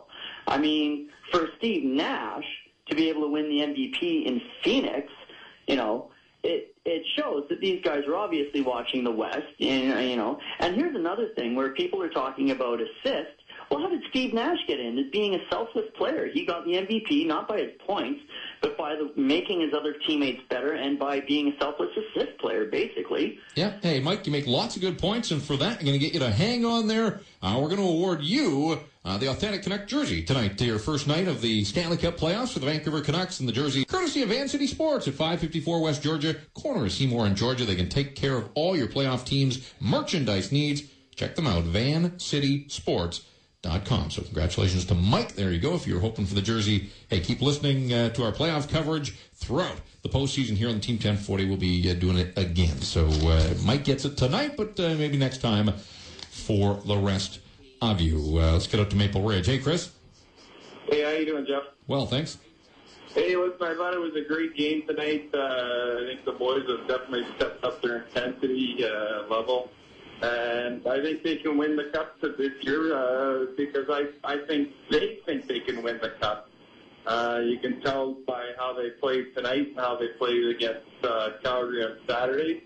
But I think, saying that, I think the hardest part of getting the Cup is going to be getting out of the Western Conference. And obviously not because they have to win 3 series, but because I think the level of I just think the teams are better in the West. Oh, they are. And if they do win the Western Conference, I think winning the Cup is definitely going to happen because I think they can take care of any Eastern Conference team. Well, again, I mean, one game into the playoffs, who knows where they are on the injury front? Who knows? There's so many variables in that equation that to say that they can take care of an Eastern team. Could they beat an Eastern team? Sure, they could. The Washington Capitals are a hell of a hockey team. They've got some issues. It's the salary cap era. There are questions. There are warts on all these teams. And again, you haven't heard me say that the Canucks can't win the Stanley Cup. I just said I'm not sold right now based on, as that caller says, it's getting out of the West. It is an uphill climb. I know the Canucks got the 3rd seed. Phoenix had more points than the Vancouver Canucks. The Detroit Red Wings just behind the Vancouver Canucks. The Los Angeles Kings 2 points back and a much tougher. It is a beast to get out of the West. And we'll see who survives. Canucks have 1 win. They need 15 more. That's how you get your hands on the Stanley Cup. 604-280-TEAM. Star Team in the Cell. Second wave Taco Del Mar postgame show well into Friday morning now. We're approaching 1 o'clock and we're going to 1:30. And if the demand is there, Baker doesn't know this yet, we may just go right through the... All right. Oh, thumbs up. All right, Bakes is into it. We'll just pass the radio baton to Scotty and B-Max. We'll watch this. Bakes will watch the sun come up. It'll be a beautiful thing. 604-280-TEAM, Star Team in the Cell. If you want to hear from you here on this Monday. See what happens? It gets late into the night. You don't even know what time. Give me a calendar. It's Friday morning officially, but it's still kind of Thursday night. If you know where I'm going with that one. Phone lines are open. We want to hear from you. Josh in Richmond, you're up next year on the Team 1040. Jeff, thanks for burning the midnight oil. You bet, buddy. Coverage. A couple of things. So I was at the game tonight. I have a question for you because you're around the team often enough. What is AV's love affair with Steve Burney on the power play? It's got to stop. I'm sorry. I know he wasn't noticeably horrible tonight, but why isn't Mason Raymond a 25-goal scorer or Alex Burrows a 30-goal scorer out on the power play? Is that what it's come to? Is that how we judge Steve Burney? He wasn't noticeably horrible? I like to think so. For $2 million, I like to think so. No, I hear you. 2 minutes and 44 seconds of power play time for Steve Bernier, the 11-goal scorer, the 35-goal scorer, and leading scorer on the team. Alex Burrows had 58 seconds of power play time. And the other point, Well, hang on. Let's just stop there for a sec. The answer to the question, they've got this fascination with a right-handed shot on the power play with the Twins. Now, Samuelson scored on the power play. He was out there with Daniel and Henrik. Bernier, when he got his power play time, if I'm not mistaken, was out there with, I want to say, Wellwood and Kessler. He was. So that's 3 right-handed shots. You had to be right-handed to be on that power play unit. Just give me guys that know where the net is and can put the puck in it. And so I'm with you on this one. I don't really have the answer that you're looking for, but they keep coming back, and they've tried it all season, and it has worked for them, and somehow they expect magic at playoff time. I don't get it. I personally, I don't think he threw his body around tonight. I would like to see him out for Game 2 and put Grabner in. Even if you play Grabner 2 minutes and 44 seconds of the power play, at least the kid has the speed to draw other penalties, whereas Bernier is just kind of sitting there from the net, with the hands of steel, where he can't put the puck in the net, honestly. Yeah, no, I mean, you're bang on with both of those points. Appreciate the call. Thanks for hanging in there and burning the midnight oil with us here on the Taco Del Mar postgame show. Yeah, they're paying this guy, kind of like Dimitra as well. The money is there, although the money's been spent now. They're not paying him. These guys are just playing for the love of the game in the playoffs. They're not getting cash. They have been paid their last paycheck for the season. Let's see who wants it. The Steve Bernier experiment has not been an overwhelming success here in Vancouver. And yet he finds himself in the lineup. Didn't play much in this hockey game. 10 shifts, 649, not a lucky number for Steve Bernier tonight. 2 shots, 1 hit. The 1 hit has to be a concern. This guy's got to bring it if he wants to stay in the lineup. I don't know that do you make a change? We'll make it a question. How about that? Do you make a change? Coaches are always loath to change lineups after they win. They didn't win because of Steve Bernier. They didn't win because of Yannick Hansen. They didn't win because Matt Pettinger played. And yet, in their own little ways, those guys tried to help the cause, didn't hurt the cause. But not hurting the cause isn't enough to secure you a spot in the lineup every night. And Grabner brings the speed. He can get there. Doesn't have playoff experience. Bernier has some of that. But Steve Bernier's got to be more noticeable. He has to be a bigger physical impact in a hockey game. And he wasn't there when the Canucks, they get by without it. But you can say the same thing for a guy like Ryan Kessler, and it's probably on a larger scale. More is expected of Kessler. More can be delivered by Ryan Kessler, and the Canucks were able to win despite the fact that he didn't have a terrific hockey game. Didn't have he was barely average. Kessler didn't do a whole lot in this hockey game for the Vancouver Canucks tonight. Played a lot. 3 shots on goal. No hits for Kessler. 1-10, lost 10. 50% on the faceoffs. The team split the faceoffs right down the middle. 133 and lost 33. And nobody on either side was dominant. Nobody was horrible in the faceoff circle. In a lot of ways, it's tough to split this matchup. They were close in the standings. They stack up on a lot of levels. At the end of the night, Roberto Luongo made a save. Jonathan Quick didn't make the stop in overtime. Canucks win it by a score of 3-2. 604-280-TEAM, star team of the cell, aiming to go about another half hour here. We'll take it to about 1:30 if the demand is there. We'll reassess at that point and see if we carry on. But the phone lines are open. If you haven't had a chance yet tonight or this morning to get through, we want to hear from you. We're here for another half hour to talk some hockey. Second wave, Taco Del Mar postgame show. Michael Samuelson with a pair, including the overtime winner. Daniel Sedin gets his first of what he and the Canucks and Canuck fans, Canuck Nation, hoping is many here in the postseason. For the Los Angeles Kings, it was Jarrett Stoll and Freddie Modine. Those are your goal scorers in this one. Canucks outshoot the Kings 44-27. Vancouver goes 1 for 4 on the power play. Los Angeles 2 for 3. Scored on 2 of the 3 power plays. 2 of the 3 power play shots the Kings had on Roberto Luongo, able to find the back of the net. Kings opened the scoring and then trailed 2-1. They tied it up. Nothing doing in the third period. Samuelson gets the winner, 8:52 of overtime. On to Game 2, Saturday night, GM Place. You're going to hear it right here on the Team 1040. Saturday, we'll find out. And we'll let you know when we know you will know. Keep it here on the Team 1040. Let's get to West Van. Chris, thanks for hanging in there with us. You're on the Team 1040. Hey, Jeff. Thanks for keeping it going late. It is exam time after all. Just want to talk about the game tonight more about than the potential run. Sure. Particularly, first of all, if you want to make a change, I think I would go with Aaron Rome if he's ready. Albert's, what type of I mean, maybe the Canucks would have shut him out if he hadn't played today. He took 2 penalties and they scored on both of them. So who knows? But also, I want to talk about the D, and especially Alex Edler. I mean, what was that out of him tonight? That was crazy. I've never seen him hit like that before. I never even thought he had it in him, because at times this year he frustrated me to no end with his lack of physical play in his own zone. So that's great to see. Also, BX, I thought he was solid. So if these guys can keep it together in their own end, I think this team will be poised for a long run. But it's up to the D, in my opinion. Well, you're spot on with Edler. He was the best defenseman. He was picked one of the stars. He can't keep that up. I mean, nobody can play. A forward can't play like that. At times it was reckless abandon. Yeah, sure, the Canucks win, and it's fun to watch, and it's great. It is great to see that side of Alex Edler. I don't think you can sustain playing that way.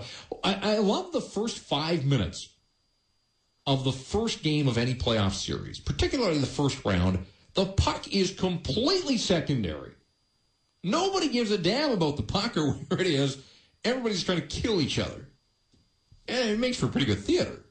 And then it sort of settles down a little and they get into the rhythm of the hockey game. And it was no different tonight or last night. Bear with me. We're going to call it tonight because the night hasn't ended yet. You know what I'm talking about. Game 1. First 5 minutes, pretty frantic stuff. And you think back to the first 10 minutes of Game 2 against St. Louis last year. Some of the best hockey we have seen in this city, Olympics notwithstanding. That was crazy stuff. I know Tony Gallagher still refers to that often and calls it Shane O'Brien's finest moment in a Vancouver Canuck uniform. He was a force, but he wasn't the only guy. I mean, it was crazy stuff. It was fun to watch. And we'll see what, the intensity should just ramp up the deeper the series goes. So hopefully Game 2 better than Game 1. Canuck fans certainly want the same outcome in Game 2 as they got in Game 1. 3-2 Canucks over the Kings in OT. Kings, by the way, have gone to overtime in 6 consecutive games now. Last 5 of the regular season, and this one tonight. They just love playing hockey. Just keep her going. No loser point, though. You got to win this thing now. None of this shootout. No, the shootout's been parked for another year. See a shootout. It's all about winning hockey games, however long it takes. 8:52 of overtime was the time of the winning goal tonight. Port Moody, Jason, you're up next here on the Team 1040. Hey, Jeff. I basically touched on what the last 2 callers said. I was at the game, and I actually thought when Alberts was kicked out of the game, we played better defensively. He was an absolute liability out there, and kind of what the second last caller said, AV has his favorites, and he was playing Alberts a ton, and he looked lost out there. And Shane O'Brien, I thought, played a great game, couple great pinches, and what I think a lot of people don't touch on when O'Brien brings the game, he has great patience, and he's very unselfish, and he sets up guys, and he's got a good vision out there, and I thought he played a great game. Well, and I've said this lots of times. Great is overused. Let's be honest here. Great, it's reserved great for what it's intended for. Shane O'Brien was all right tonight. And for him, that's good enough. If you can get an all right game out of Shane O'Brien, you don't get mistakes. He does show some poise and patience with the puck. I know what the caller's getting at there. But again, great is just used way too liberally in all senses, in all walks of life. Let's reserve it for what it's meant for truly great accomplishments and truly great individuals. I'm not putting Shane O'Brien in that class. But the Canucks got this thing down with 5 defensemen, so props to all of them. And they sucked it up, and maybe, in some perverse way, they got better once Andrew Alberts was turfed from the hockey game. Where are we going here? We'll go to Adam in Surrey. What's cooking? Hey, Adam. Adam. Going once. Going twice. Adam, are you there? Wake up, Adam. All right, if, call us back if you were there and you wanted to get through, but we gave you 3 cracks at it and you weren't there. 604-280-TEAM. Star team on the cell. Vancouver Canucks. I've been asking all night, because I'm not there yet. I'm not there. I can't pick a favorite to get out of the West. I didn't do predictions. I did first-round predictions. But I don't look at... I certainly don't look at getting out of the West as an easy road. I mean, it's not going to be. And so I'm not there yet. I'm not saying the Canucks can't do it. I'm just saying I'm not sold. So tell me why. why this is the year, this group, as you see them, why is this group going to be better than San Jose or Detroit or Phoenix? Chicago. You've probably heard of Chicago. They're a pretty good hockey team as well. Why is this group better than those teams that they will get out of the West, something the Vancouver Canucks have only done twice in their 40 years of existence? Tim, go ahead. You're on the Team 1040. Yeah, hi. I just wanted to comment about your question there, why the Canucks might go far this year in the playoffs over any other team. Yeah. Okay, first of all, I really think that, they got possibly two of the top players in the league in the Sedins, and the way they're playing, I think, I really feel like the Sedins are on a bit of a mission, the way they're playing. Yeah. And even the way they played tonight. I think you could argue that the Canucks have possibly the top three lines out of any team in the league. And I think if they can get Luongo to play up to his, bring his A game, I don't think he's there yet. But if he can do that, I think they got as good a chance as anybody, really. Oh, that's fine. And I've said that too. But, having as good a chance as anybody and winning the Stanley Cup are two totally separate thoughts. Yeah, no, I know. It's only one game into the playoffs. But, right. I mean, I'm saying, what I'm saying is, like, even the defense tonight, like, I was really impressed by the way the defense played. I think they were, underrated. They gave up, 27 shots, including in the overtime. I thought they played sound positionally. And even when Alberts went down, for five defensemen, I thought they really played well, the defense. I was really impressed. And so I think if they can just maintain that, if they can keep that up, stay healthy. Like I said, I don't know. I'm not going to sit here and say, oh, yeah, they're going to win the Stanley Cup. But I think, like I said, I think they have as good a shot as anybody in the Western Conference. All right, fair enough. And again, it is wide open, and every team has, bumps and blips and question marks. And the Canucks are included in that group. And Roberto Luongo is one of them. He wasn't an issue tonight. And I know that Canuck fans expect him to be a difference maker, and we haven't seen that a lot from him. My guess is if they play a couple of rounds, there will be a night where Roberto Luongo, maybe a couple of nights, where he will be a difference maker. The question is, for whom? He's let in so many bad goals since the Olympics. He's been a difference maker both ways. But I think if the Canucks get on a lengthy run here, there will be nights where he is the best player on the ice. But keep in mind, it's one win. And I'm not discounting the one win. But it was one win at home where the Vancouver Canucks have been lights out. They have been better than any team in the NHL. With this one now, 31 wins on home ice this year. Nobody in the NHL can boast that.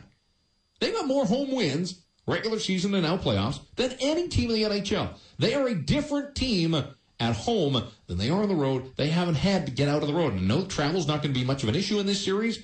But for whatever reason, when they go on the road, they're not the same team. Guys don't bring it the same way. They've got to find a way to do that in the playoffs. So don't entirely judge this hockey team until it's played some road hockey, not road hockey. You know where I'm going. They play hockey on the road here in the postseason. Where are we going next here? Let's get to Jeff in Vancouver. You're on the Team 1040. Hi, Jeff. Good show. That's a great point that you just made. You don't judge a team until they lose at home. And I'm sorry, but just look at the series. Just look at the LA Kings. Overall, they just scare me as a better team. I mean, their defense has more depth, and that's the thing I see about this Canucks team is that I'm a Kings fan, and I fear that this Canucks team is very soft in the back end. And I mean, when you have Brown and you have Wayne Simmons coming down on Sallow or Ehrhoff or any of those guys, I mean, in a 7-game series, as I think this is going to go to, either 6 or 7 games, it's going to take a lot of them. And don't get yourself wrong. I mean, Chicago lost the first game when they played Vancouver in the second round last year. Yeah. And I mean, they're a young team and they pulled it together. I mean, I think this LA team is a real team, and they're led by their captain Dustin Brown. And I mean, it was anybody's game tonight. I mean, it could have gone any way in the overtime. I mean, sure. Luongo had that a lucky save in the game, but I mean, like, don't. A Kings fan calls it a lucky save. Canuck fan calls it a good save. But you've mentioned Dustin Brown a couple of times. You say you're a Kings fan. What kind of night did you think Dustin Brown had? I think he was good, but I mean, I think you won't see him until, I mean, this is his first playoffs. I mean, I think he's getting comfortable. I think it's going to... Dustin Brown didn't have a hit in this hockey game. No, he didn't have a hit. No, he didn't. But I mean, I think when it comes down, when the series goes back to LA and the crowd's under his belt and everyone chanting. But as the lower seeded team, the Kings have to win a game in Vancouver, and then they came close tonight, but they didn't get it. So now they're down to 3. Jeff, just remember that everybody on this team has never played in the playoffs, except for maybe Ryan Smith and maybe Jared Stoll. I'm quite sure. Matt Green, Justin Williams is a Stanley Cup. Sean O'Donnell's got a Stanley Cup. They've got some playoff experience. But they're key components for that team. Yep. Dustin Brown. I get that, but if they're going to be success, if they're going to have success, hear me out. Dustin Brown is their captain. He was terrific 3 weeks ago when the Canucks were in there. He doesn't have a hit. Kessler didn't have a hit in this hockey game. If you had told me before this game that Dustin Brown and Ryan Kessler wouldn't have a hit, I would have told you were off your rocker. They will both get better, but that is Dustin Brown's game. Get him on the forecheck. Pace guys to the boards. Cause turnovers. Create offense. And Dustin Brown didn't do a whole lot of that. I've said, I didn't think Kessler was very good in this hockey game. I didn't think Dustin Brown was very good. I know he had an assist, but I expected a lot more from Dustin Brown, and maybe it was opening night jitters. Maybe it was. First look at the NHL playoffs. All right, now you have a taste of it. You know what to expect. Canuck fans, and I think the Canucks too, they know that Dustin Brown will be heard from before all is said and done. To Coquitlam, Kermit. Hello, Kermit Frog here. All right, you got about 2 seconds if you're going to pull that. Oh, no, come on. Just give me a little humorous introduction there. Just want to talk about Jonathan Quick tonight. Listening to the 3 stars, and I missed Luongo go first, so I'm sitting around watching with my friends, and there we go. Edler's on there, and then Samuelson's on there. Okay, we're all expecting Quick to come out as the first star. And all of a sudden we miss it, and we hear later on that actually Luongo was the 3rd star. And I'm just asking for your input. I haven't heard the whole show, so I don't know if anybody else has already commented on this. But, in terms of somebody who excelled in their position, who stood out, who did, above and beyond, I think there was absolutely no doubt that Jonathan Quick should have been the first star, hands down, no question. And I thought it was a little, tacky and tasteless on the part of, I don't know, whoever it was, CBC, remember, not to choose him. Well, the game sheet I've got in front of me says 3 stars selected by Hockey Night in Canada: Michael Samuelsson, Alex Edler, Jonathan Quick. Okay, you know what? And then I heard it the wrong way earlier today because I was listening to it. And if you heard them earlier today, like before the game, they don't pick the stars before the game. No. This was no, it was after the game. I was listening to the radio, and because I missed it at the end of the game. I saw. They got Quick and Samuelsson, and I'm like, what happened? The guy that scores the overtime winner is almost always the first star. I mean, they've got to pick it in a hurry, and so I don't know if they had stars selected in the 3rd period, but usually when a game gets to overtime, they just go with the winner. But Jonathan Quick was he was in the stars. I mean, he was one of, if not the best, Los Angeles King out there. So no, he got his props, he got his due. All right, well, fair enough. Like I said, I heard Luongo earlier, so maybe I just need to get the wax cleared out. There you go. Andy, could you it's not easy being green, apparently. Sorry, ouch. Can you quickly comment on how Wellwood played tonight? Because I thought he was really a big presence on the ice. I had a caller earlier tonight. I'm going to send you back your radio. Thanks for the call, not the Muppet impressions. We don't need that at this time of the morning. Although pretty much anything goes. When it gets beyond 1 o'clock, maybe I should let him just run with it. Wellwood, he simply cannot match up against Michael Handzus physically. 2 Kyle Wellwoods probably couldn't match up against Michael Handzus. He's a big dude. Wellwood, the try was there, the effort was there. Stick handled into the corner a couple of times. I mean, he's fun to watch when he has the puck on his stick. I just thought that line was out of sync all night long. Offensively, Mason Raymond tried to use his speed. He couldn't control the puck. Wellwood could control the puck. He couldn't do anything with it. It didn't hurt the hockey team, but I didn't think that those guys were terrific. And I look at Wellwood's night in numbers. 20 minutes of ice time, 3 shots. He won 6 face-offs, lost 5. But, I mean, it was kind of whatever. Take it or leave it. Wellwood wasn't one of the better Canucks. Wasn't one of the worst Canucks. He was just kind of right there in the middle.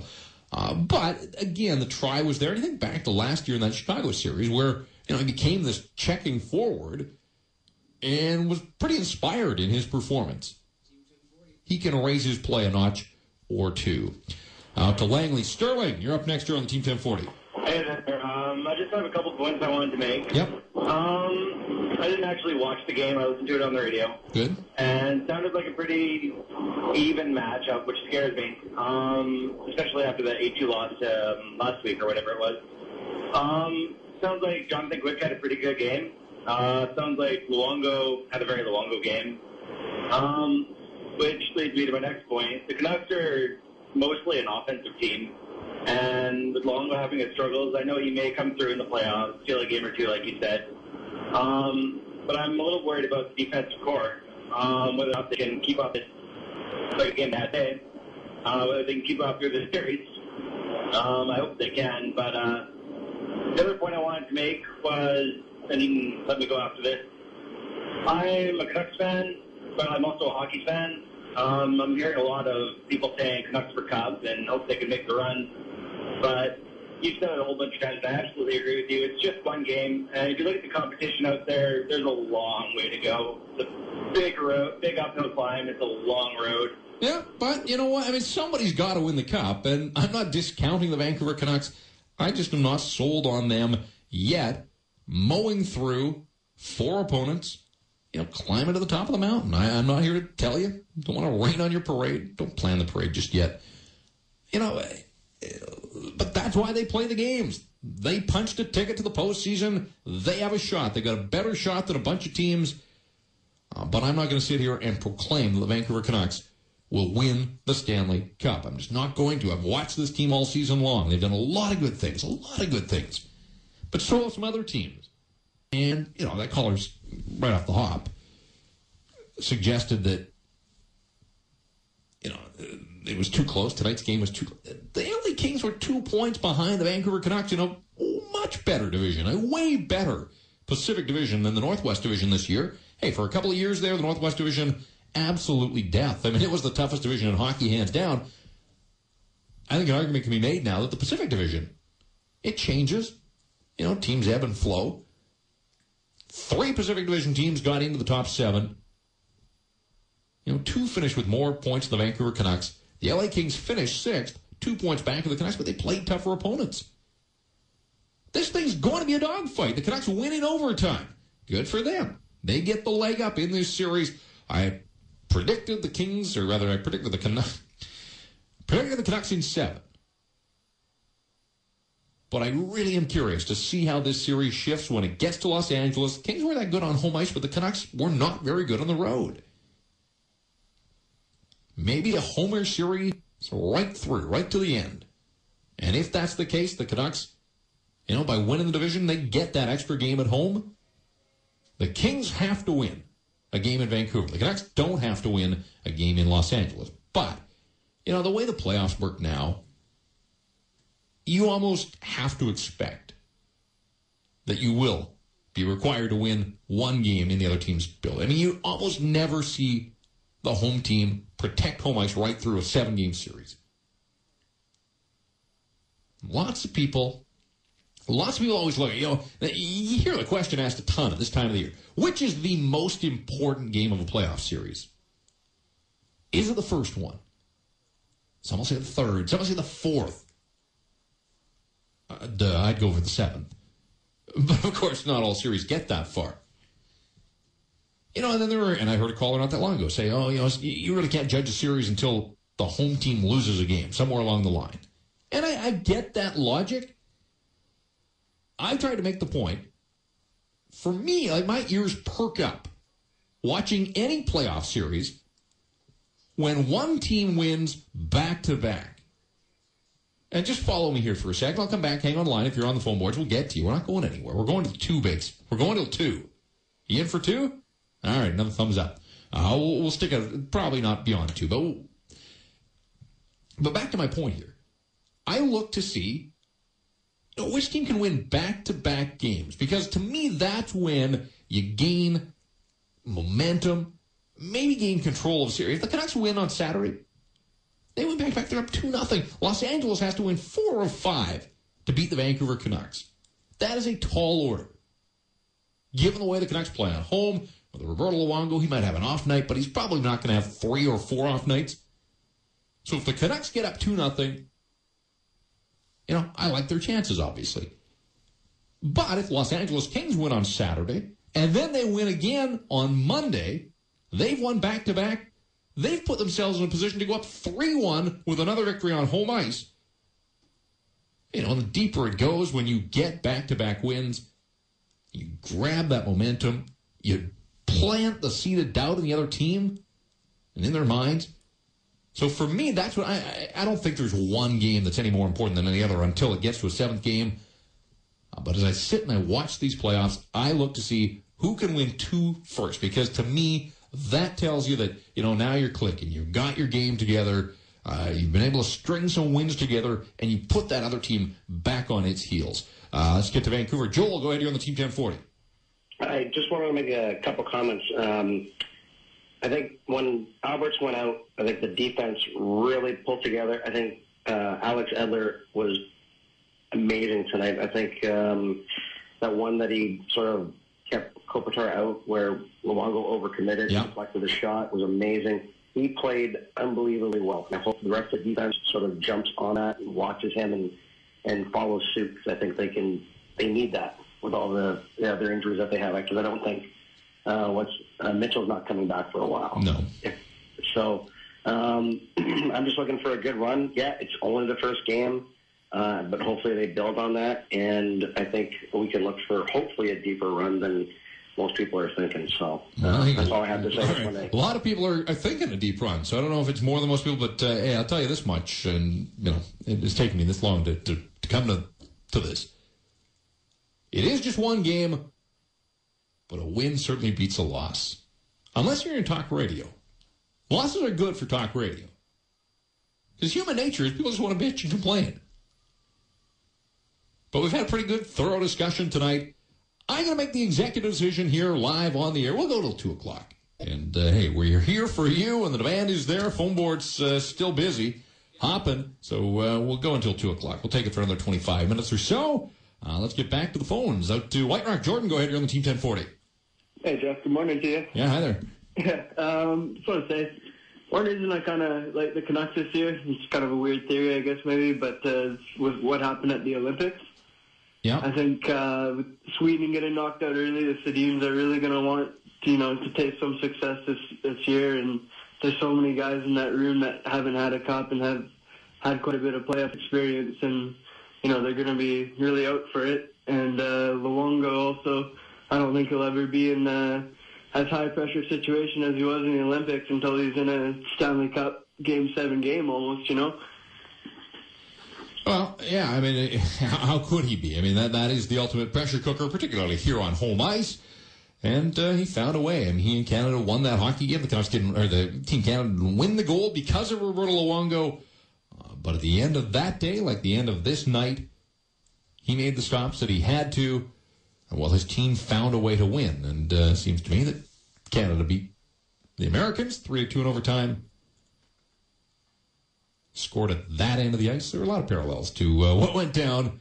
Although I didn't see Sidney Crosby in the building tonight. Michael Samuelson playing the role of Sid the Kid. Out to Delta. Kenny, you're on the Team 1040. How you doing? Doing well. Excellent, thank you. Listen, I'm sorry, I hate to be down on my Canucks, but I got to tell you, all I can think of when I see that save he made on the goal line today with his glove, I got to think of the Anaheim goal he let in when he thought that the Canucks got a penalty and stuff like that. Remember against Anaheim?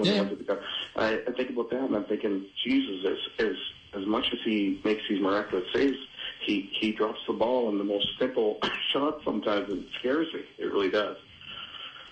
Yeah, what was your concern on that play in particular? I mean, well, the thing is a bit of a bouncing pocket. It wasn't a clean shot by Jack Johnson. It went off his skate.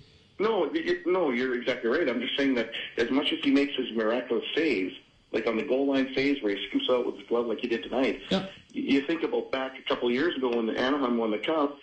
Jesus, I sometimes wonder if maybe the Canucks couldn't have gone to the Cup that night, that year, if he hadn't just thought there was going to be that was Game 5 against Anaheim. They had to win 2 more if they win that hockey game. I totally understand, but sometimes I just wonder if Longo dropped the ball. He drops the ball sometimes. He drops the puck. I thought Jonathan Quick dropped the puck a bunch of times, and I thought he was fighting with his glove, maybe some nerves. I mean, I know he made 41 saves in the hockey game.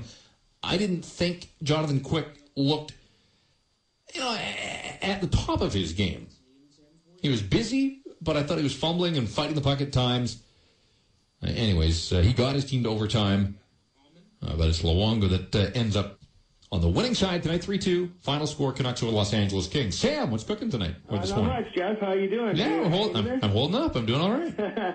You must have a lot of people want to talk if you're staying so late. We got a full. I mean, here it is. It's 1:39. We got a full phone board. It's a hockey city. What time do you usually finish the post-game show at? Midnight. Midnight, okay. Yeah. Anyway, what I just was listening to you earlier, and then I started listening again. I guess a lot of people are calling in saying they think the Canucks are going to go all the way. Yeah.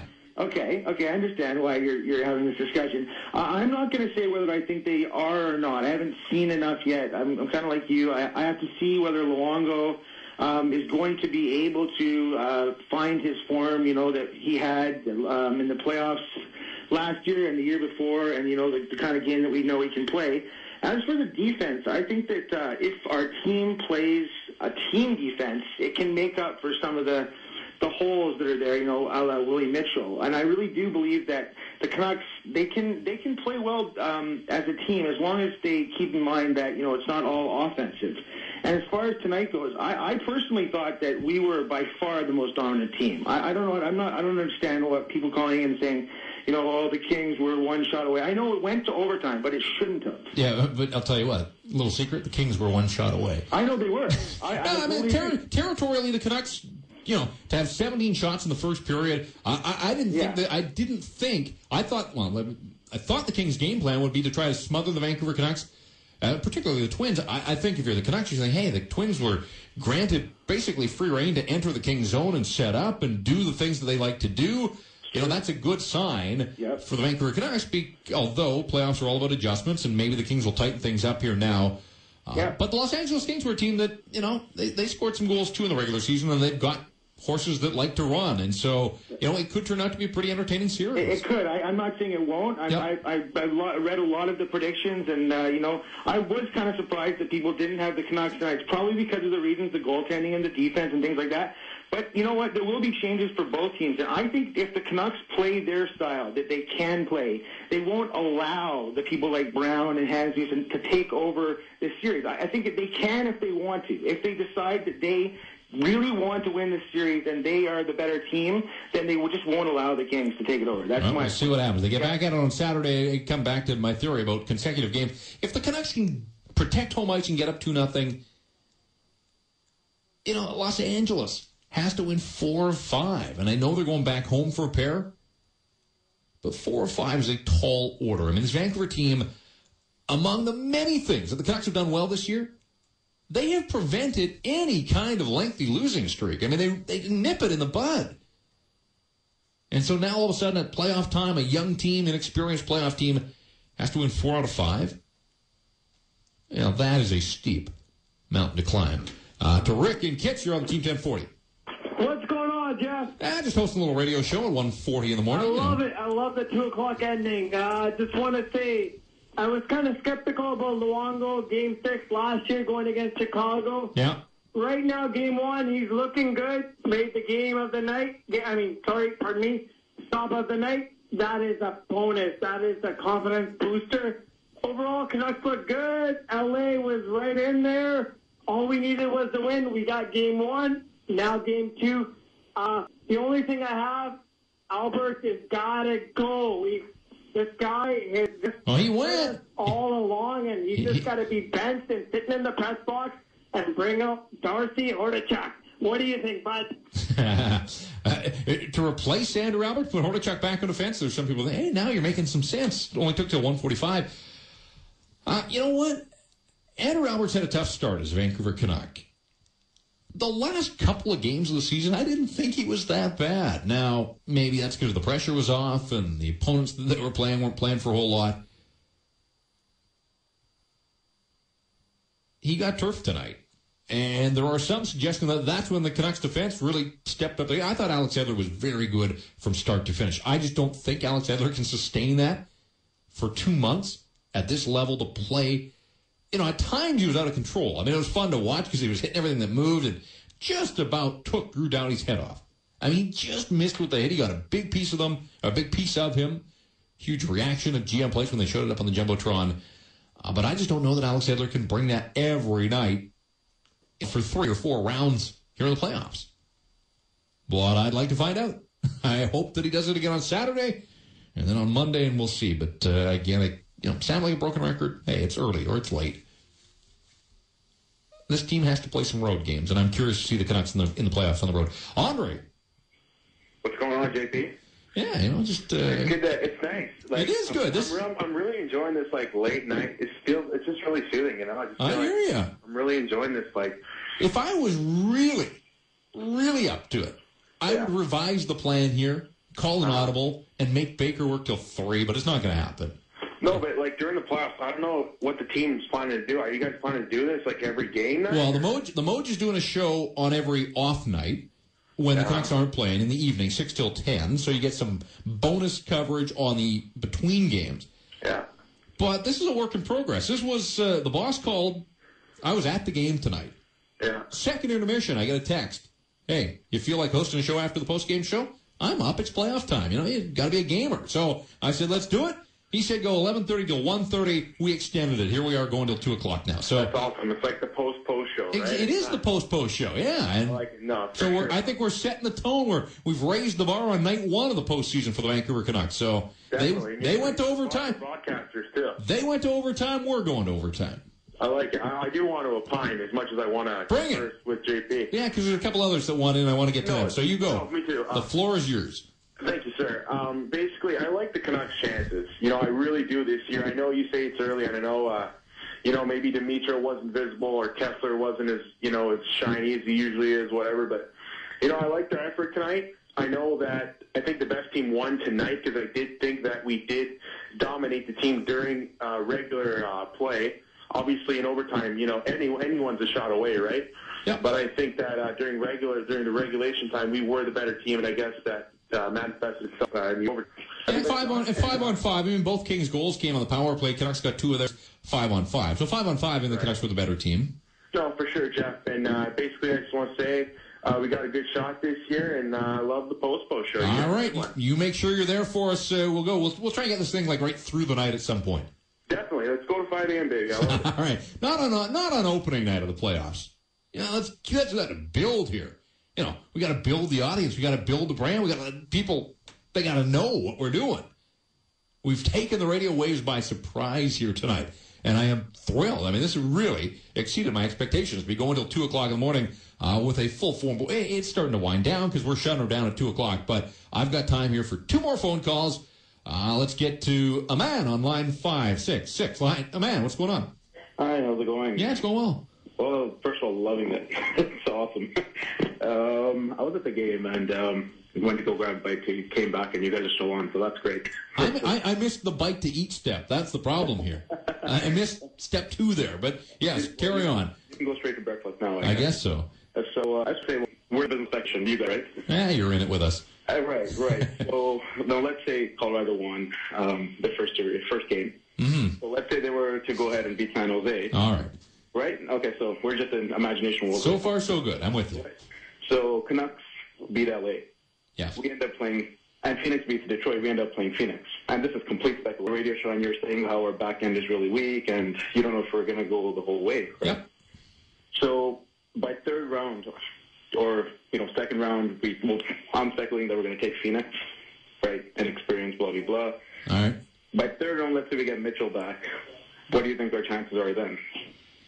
Boy, there's a lot of hypotheticals in there. I mean, I don't think Willie Mitchell's coming back. I don't. I think, and if he came back, I mean, think about this for a second. This guy is second serious concussion of his career, and he's been out for 3 months now. The intensity ramps up each and every night of these playoffs, you're going to plug this guy back in after he hasn't played for 3 months and expect him to be shut down against the best players in the world. That's asking too much. So, I know you're in dreamland. I know it's early in the morning, and maybe the food isn't sitting so well with you. But you're talking crazy talk now. And not that Colorado couldn't beat San Jose. They're the Sharks, after all. It's their time of the year to flop.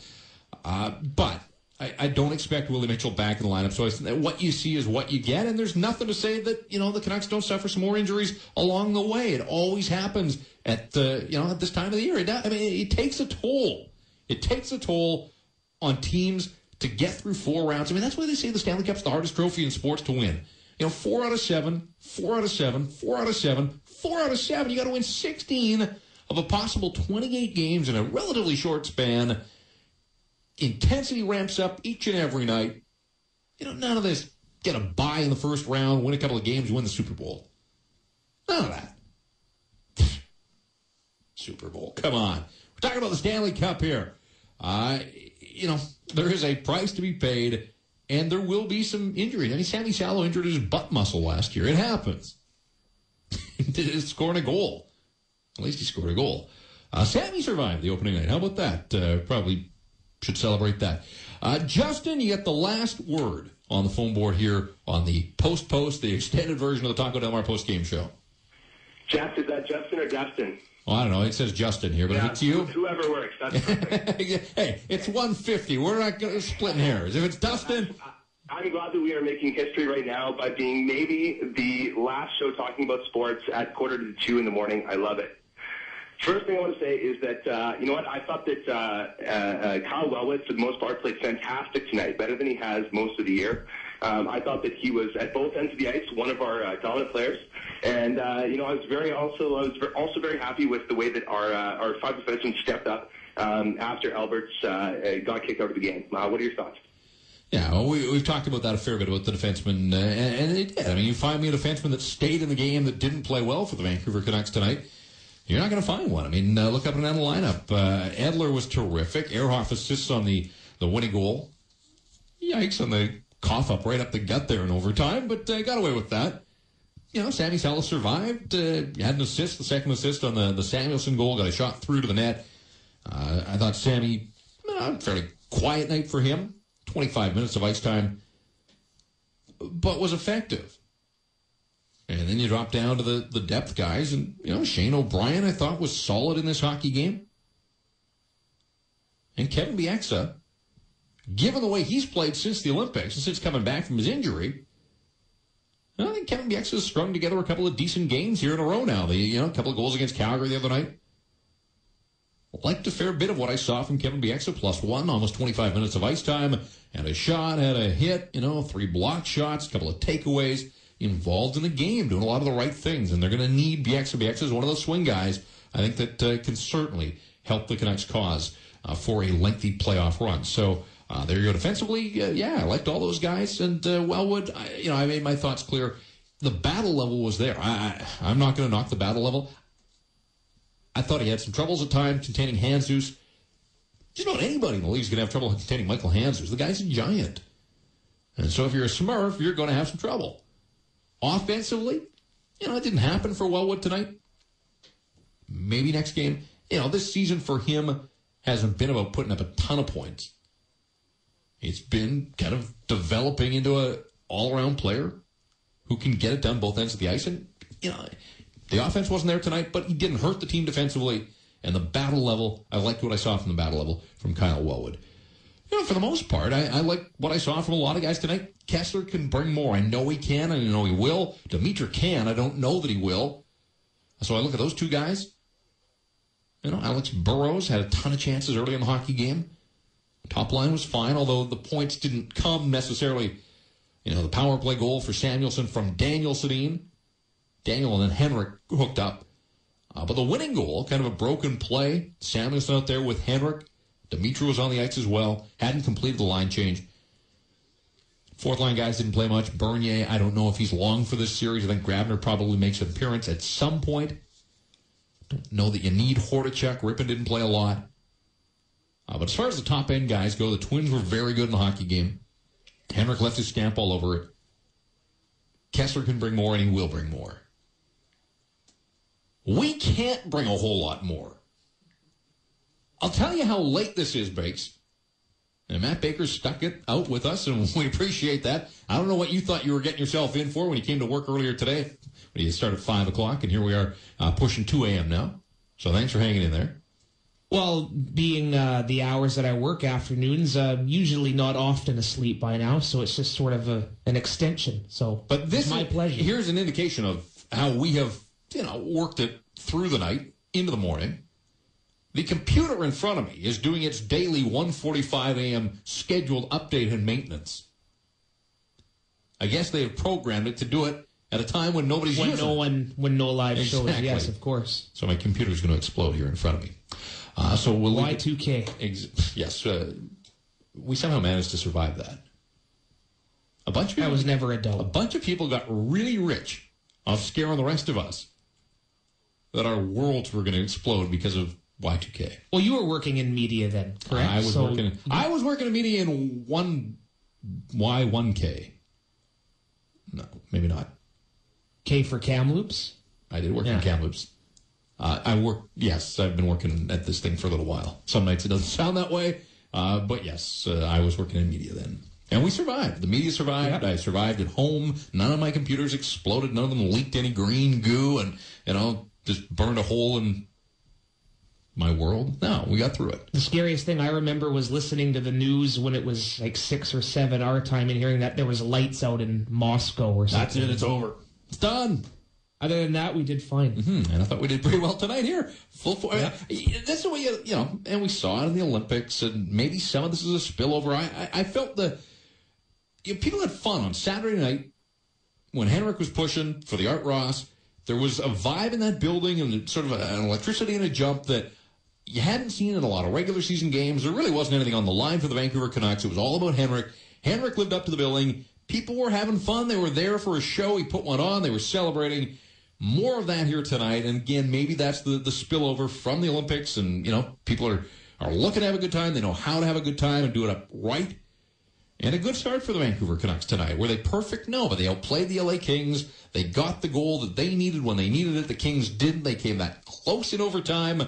Roberto Luongo beaten on 2 power play shots. Otherwise, I thought he was solid, not spectacular, but he didn't have to be spectacular. He probably will have to be spectacular, particularly when the Canucks get out on the road. It's one game, but it's one win in the column, 15 to go.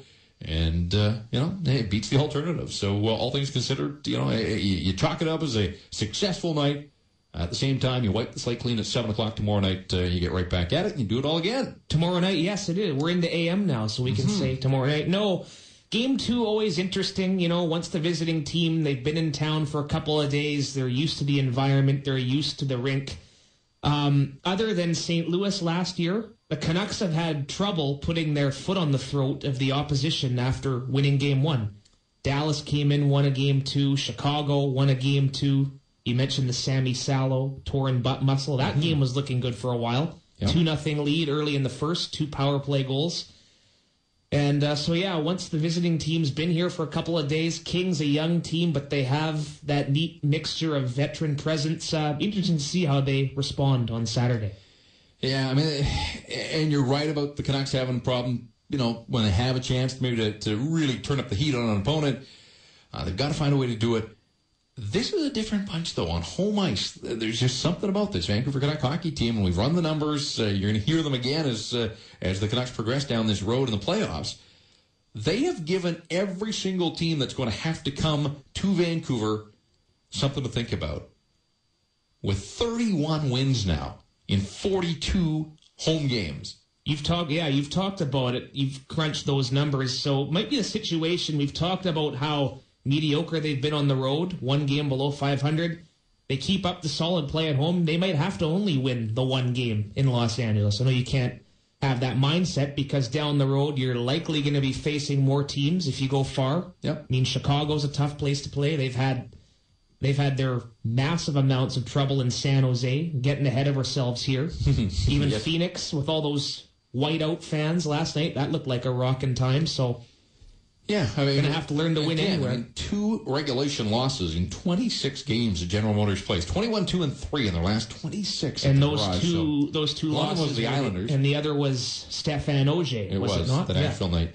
Back on January 11th. So, the Canucks have almost been money on home ice, and again, they found a way. They weathered a little bit of a storm in overtime with the chance that got past Luongo, but he reached back, scooped it off the line, and we've seen that from Luongo. I mean, that's the battle level you want to see on opening night. That's what, from your captain and your highest paid player and your leader and your supposed go-to guy. Not that you would expect him to quit on a puck like that. But he reached back, and, hey, that thing's got across the line. He didn't. Canucks stay alive. They go down the other way 2 minutes later. And it's Michael Samuelsson, second of the night, in overtime. One final time. Let's hear Shorty and Tom with the call of the winner. Okay, well, we'll make you wait until the morning. You're going to hear it 1,000 times. No, that's all right. Bakes is getting ready to go home. He's shut down his computer. He's out in the parking lot now. See you, Bakes. Thanks for coming. No, this was great, and I just got a text. You might be needed at Save On Foods in 4 hours. Yeah, so. Right.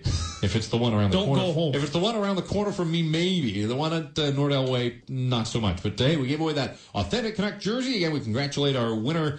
Seems like ages ago. I want to say it was Mike. Do you remember? Yeah. Mike. It was Mike from Surrey. Yeah, all right. So, and he's going to L.A. to Game 4.